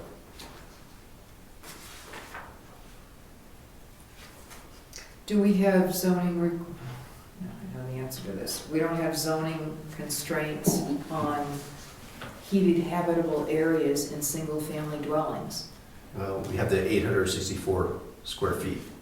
but not for I heated don't think it says it has to be space. heated. No, it doesn't. And- So I think that So why are you gonna say this in there? it would be Right, inconsistent. right. I think that we don't have to say the heated habitable part, I think. But keep the 350, and as a separate bullet, have your HUD Okay, occupancy statement. so any other comments on this one? No, Okay, D5. Yeah.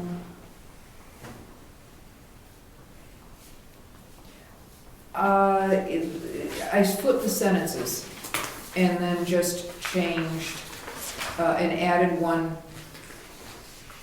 looks like I added one sentence at the end. So adequate off-street parking shall be provided to serve the combined needs of the the SFD and its ADU. The driveway shall be designed so as to appear as a driveway of a SFD.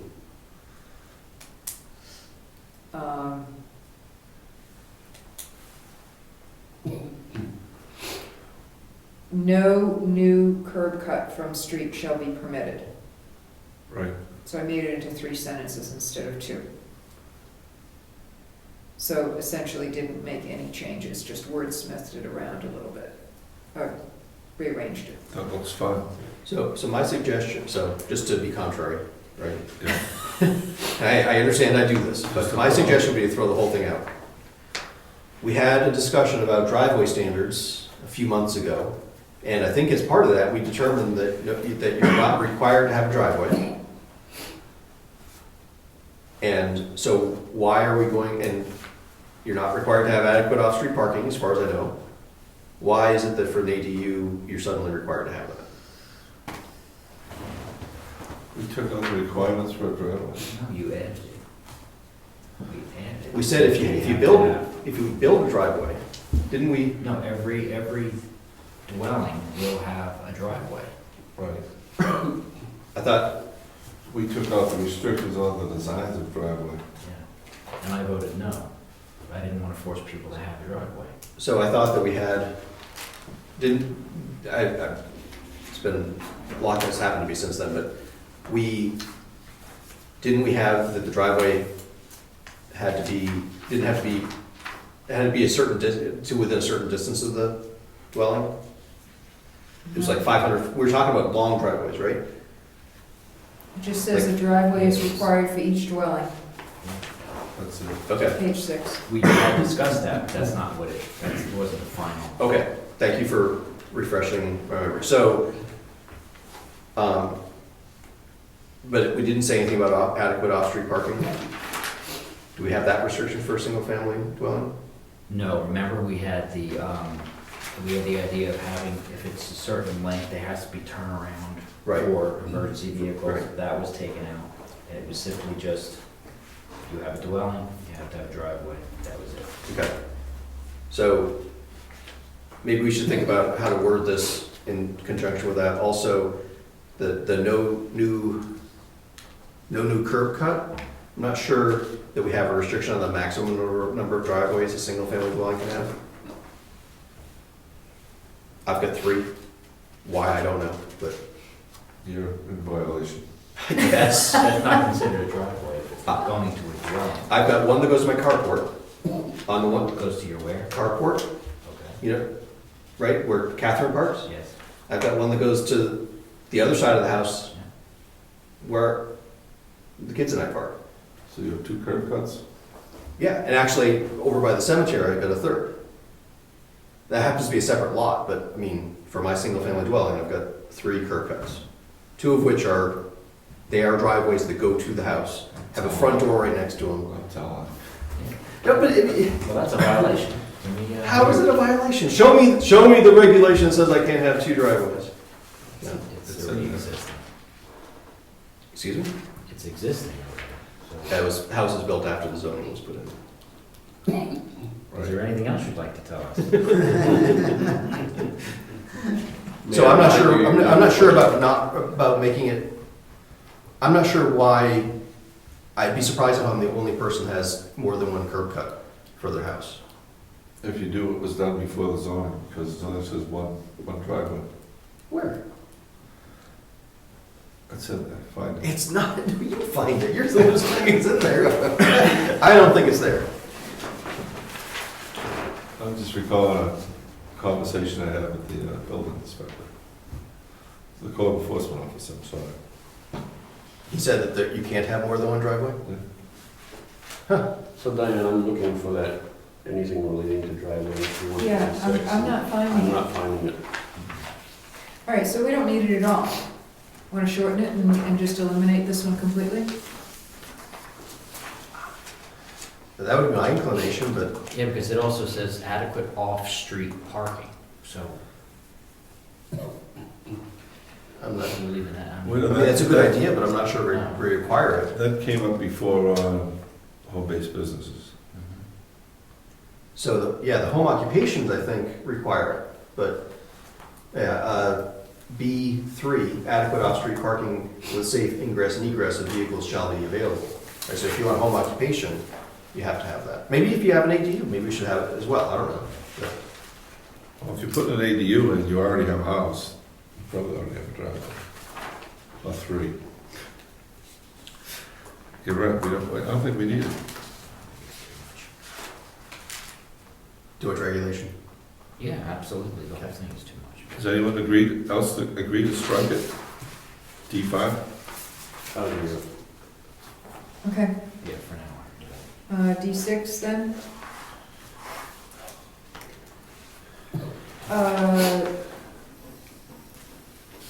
6, 7, 8, and 9. The rest of this page, I think, are 10 on the following page. Well, maybe.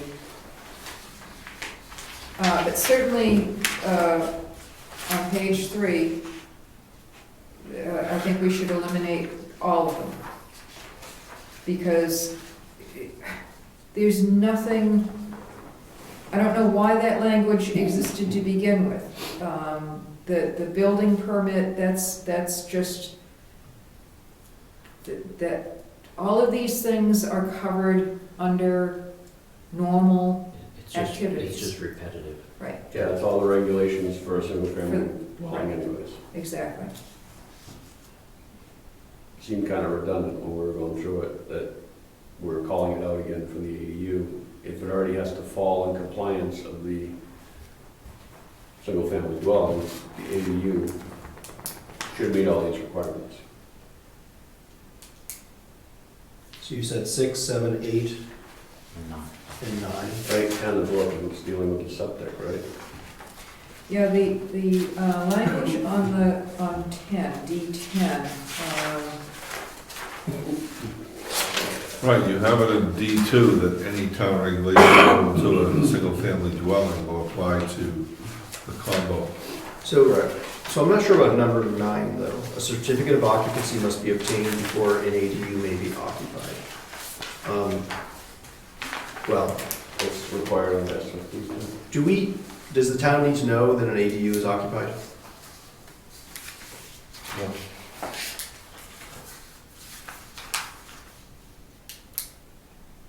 And who's occupying it? I mean, some of the stuff that we, at least that we had limited the number of people per square foot, and we got the HUD regulations that we're proposing to put in place. Do we need to does the town need to be able to micromanage this and enforce?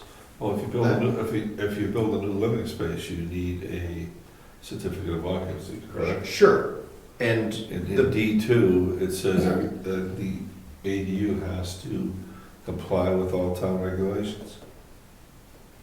so when I put on my addition, it was not official, or it wasn't sanctioned until the code enforcement officer reviewed it. right, but that's when that was associated with the building permit, right? Certificate of occupancy. I mean, do we, if well, okay, let me think about this. So the ADU has to have a kitchen, so you basically would need a separate second kitchen in the house. You can't just, so, which would require a building permit. Correct. Okay. But once you've got the certificate of occupancy, the town has no idea who's living there or not. Right. Unless there's a problem, and then they'll ask who owns it and who's living where, and, I mean, we're saying it has to be owner occupied. You can't have more than the HUD number of people living there. I don't know, I mean, We're covered by D2. what's D2? D2 is any town regulation applicable to a single-family dwelling will apply to the combination of a single-family dwelling and ADU. Right, but we don't require a minimum, we don't require HUD occupancy limits on single-family dwellings. Right, these are things that are additional requirements. We don't require owner occupancy in a single-family dwelling, right? These are ADU-specific regulations. Right. Are we okay with not having any mechanism to track it and enforce it? Or if we're not gonna track it and enforce it, should we just not have the regulation? Or do we say we have the regulation, and if there's an issue, then we figure out how to decide who's living there? We have the regulation. The spirit is the accessory dwelling is going to be, anyone can live there as long as the owner is living in one of the two. And to build it, you have to comply with town regulations, setbacks, building codes. We don't care, as long as the owner is living there, we don't care who lives there. Well, except that you can't have more than 2 people per bedroom, or whatever the HUD regulations are. I know that we've got people here in town that are exceeding that for their single-family dwellings. Since the beginning of time. And I'm not saying it's bad, I'm just, I mean, what the hell, what does the federal government have to say about what goes on in my house? But I don't want the selectmen going out doing bed checks either. right, so if we don't want the selectmen doing bed checks, do we really want the regulation that suggests that they maybe ought to? No, don't leave it in there, because No. I think, So which one are we talking about? I don't know. We've kind of slid away from the certificate of occupancy. Yeah. Yeah. Can we I thought we were eliminate talking page about- 3 completely? yes, I think it's redundant. Okay, That's my opinion. so Yes, I think I'm okay with that. D5, we already agreed, D6, 7, 8, and 9. Yeah, I think I'm having second thoughts about occupancy of the combined SFD and ADU shall not exceed the maximum occupancy per bedroom policy of the U.S. Department of Housing and Urban Development. Yeah, can I ask you, Zoning. I'm also have a problem with potentially owner occupancy being required. where did the HUD, where does that come in? Who added that? It's Is in that S- just for the ADU, is that just for the ADU, or is that, Yes, it's in, that's a requirement that we have to have that in there? well, let me read it to you. And this is SB 146, Roman numeral 4. Any municipal regulation applicable to single-family dwellings shall also apply to the combination of a principal dwelling unit and an accessory dwelling unit, including but not limited to lot coverage standards and standards for maximum occupancy per bedroom, consistent with policy adopted by the United States Department of Housing and Urban Development. Now, are they only, is that in there in order so the person can use, so the town can use the ADU with the workforce housing?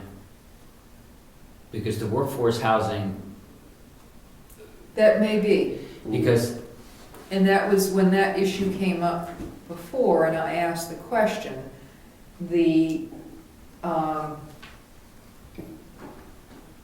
that was a separate issue. So, I think don't there- know why. I think there are some towns that say you can't have more than 2 people per bedroom. Right, if you have a 3-bedroom house, you can't have more than 6 people living there. but I'm not talking about what other towns are saying. I'm saying why why do we have a HUD regulation in the ADU regulation, and does it have to be in there, and is it only in there because of the workforce housing, the ability to use the workforce housing total? My guess would be that it doesn't have to do with workforce housing. My guess does not. My guess is that you, the legislators, were trying to say, you can put restrictions on occupancy, but it can't be more restrictive than HUD. You can't say only one person per bedroom. Right, they're saying that you have to allow at least HUD level of occupancy. Okay, I understand what you mean, but I really want that clarified. because- I think our zoning should not say HUD, Okay, now that I think about it, right? I think that I don't think if I'm reading this correctly, and you guys have studied this more, I don't think we're required to have an occupancy limit. And I think we shouldn't.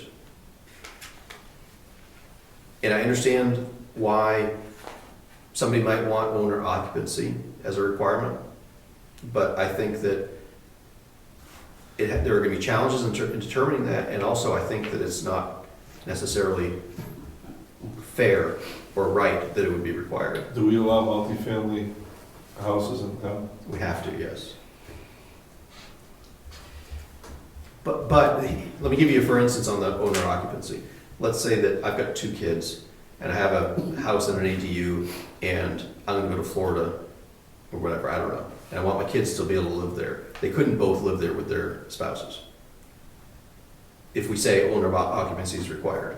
Why would you limit my use of my property to not allow me to have my kids live in my house? Right, so, anyway. I think the people that wrote it didn't want people building multifamily houses.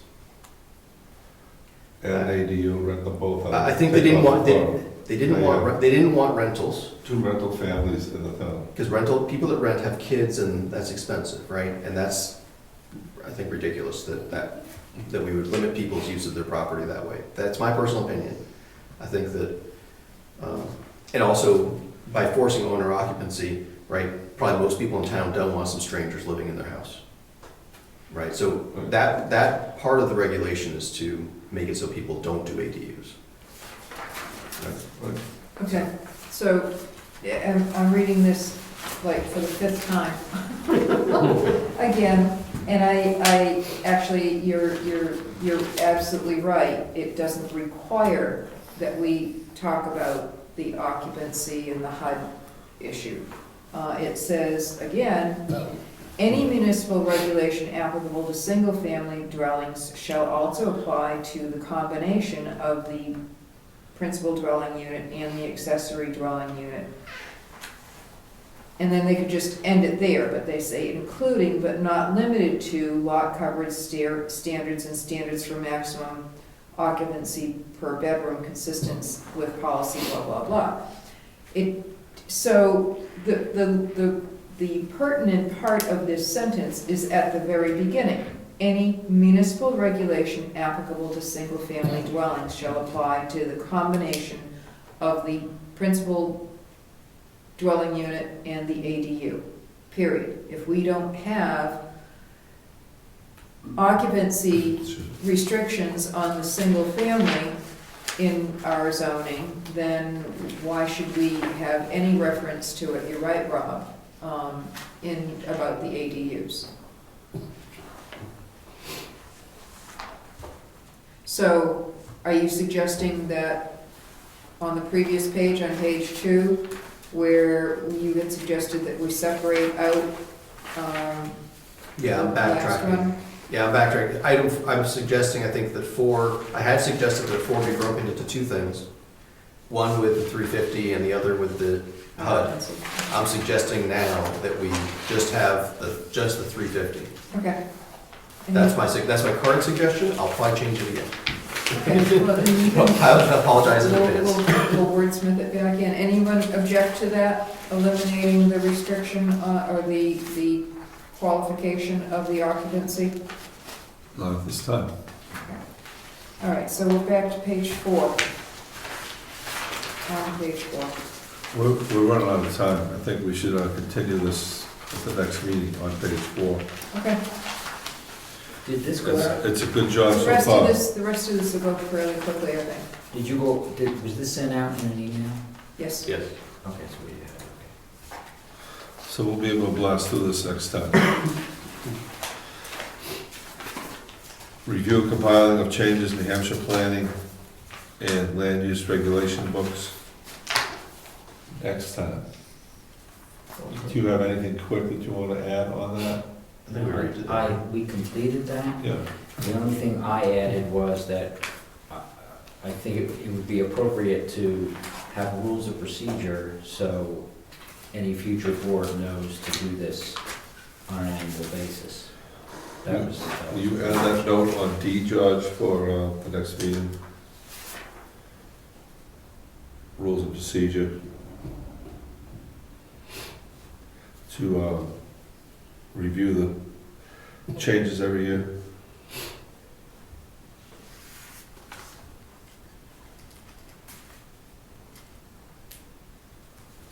And when we get to it, we'll know what we're gonna talk about. Old business, letter D. We want to add for next time to discuss rules of procedure to keep updating the Land use plan. land use plan. I had thought that didn't we add a calendar of Yes. things somewhere? Yes, that's right, Mr. Chairman. Did we put this on the calendar? I don't know. No. But Yeah, I'm wondering what happened to our calendar that we were adding. yeah, it's, I don't have it with me on, as far as this page here, but. It's already in there. Yeah, exactly. Does it say land use? February, review and compile changes to New Hampshire planning and land use regulation book. There you go. Sorry. Well, it's in the calendar, but it's not in the rules of procedure. Is that a working? Yes, it is. Is that a working document, or did we already vote that? It's in the rules of procedure. Yeah, no, it's. As of June 16th, it's Yeah. Appendix W Yes. in the calendar. What was that, February? In February, review and compile, I should say compile, changes to We the did New that a Hampshire. long time ago. Yeah. Okay. There it is. 2 meetings. Okay, D comes off till February. Public comments? Yes. Oh, sorry. Member comments? I spoke to, You have something? Wakefield, I'm sorry, not Wakefield yet, but I spoke to Effingham, Ossipee, and this board about reviewing these land use changes. And also, the most important thing is making sure that we know now what legislative requests are going in that pertain to land use before it goes through, gets voted on, and then we just get the changes. And all the other planning boards thought it was an excellent idea to do that because they thought their area state rep could easily go and get that information. So as a multiple town effort, we could communicate on what changes are being submitted as LSRs, they're called. And then we could, as a group of towns, actually have some say in future legislation, because we may want something changed. And the next filing period is November 2nd through December something. The first round went through, but then the second round's coming up. So there will be a time when we can actually put legislation in. And then at the end of that last window that people put legislation in, we should be able to get a list of everything that's about land use. So we can testify for or against it, or we can understand it's coming down the pike. And can we put in legislation that has a index attached to the book that specifies the changes? Sure. Yeah, everything that we did, that could be one of them. That'd be nice. Because none of the planning boards are satisfied with the way those changes are put in that book. Everybody is finding it difficult to have to fish through both books to find all the changes. Well, that's what it is, it's, if they know what they are, it should be on a page spelled out. Because why should they just hand us that book and say, find it? And the other planning boards also thought it was a good idea to actually have a area meeting. Now, how that would work, it's never happened before. This would be the first time that the area planning boards would come together. And I thought that would be a good idea for when we come together, is to discuss upcoming changes and also the changes in the book, since we're all running off of the same book. Right. And maybe they could have, we could have like a visiting OEP representative to explain it more if we had questions. So that could be maybe the first area planning board regional thing that we come together. I'm just telling you that the other planning boards thought that was a good idea. Would that have to be a publicly noticed meeting? It would, and I don't know if it ever happened before, so it would have to be, I don't know who would take minutes, how would that happen? It's brand new, I never heard of anybody doing it.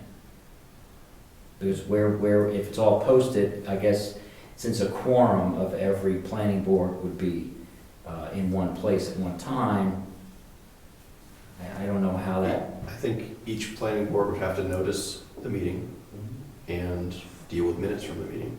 You could agree that somebody was gonna, one minute taker was gonna take minutes for the whole meeting and distribute them for adoption by the various planning boards, but have to do, each board would have to do that. Who benefits from the planning boards not knowing what was changed? Pick your issue. That's our PC. Nobody that is a real stakeholder in our zoning benefits. Forgive me for suggesting this, but would it maybe make more sense to start a little smaller and just have one person from each planning board collectively meet and review it rather than the entire board? Well, I thought we could have, The chairs? we can have the chairs, but I'm saying we can have food, refreshments.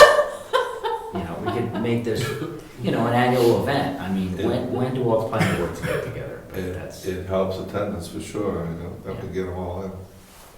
So you're volunteering to barbecue? Might do it, get you that. All the time. And that- If it's here. And that detail, I think, should be worked out, because it may not require all, but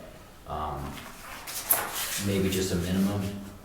If all planning boards would come up to say, 2 or of each board. But everybody seemed so, enthused about it, it didn't seem like anybody would want to stay home, because it's never happened before, so. Good. I'd love to Are see you everyone. trying to create a new regional planning?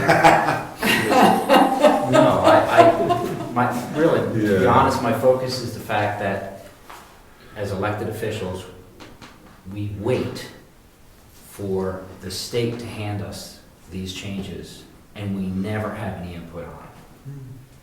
When I reviewed these books, I could not believe how much, and when I was down in Concord, and when I saw how quickly on the consent calendar this legislation goes through, and we never had. We're supposed to represent the people. It didn't happen. So that was the reason. It wasn't to create another level of government. It was regional, area cooperation. I don't want to say regional. Any more comments? So you spoke of particular, can I ask a question on? Yeah. You spoke of particular towns. Sounds like those towns are a congressional district? Or your district? You picked those towns because you happen to represent them in the legislature. Those are, Yes, and that way, I'm hoping it'll spread, so each district, Carroll 5, Carroll 8, they'll, that way their area representative that goes down to Concord would be able to have access to that. so can I suggest, I like the direction you're going, can I suggest that you try to get all of the reps that cover those towns, including 8 or the floater, whoever the floater, I mean, you know, are there as well, since it's dealing with legislation. Help get them involved with their constituents regarding legislation, and let them see what you've seen, which is just, this stuff just arrives and we have no idea, and, you know, I think help educate them as well. So, just my 2 cents. I'll consider it. Meeting adjourned.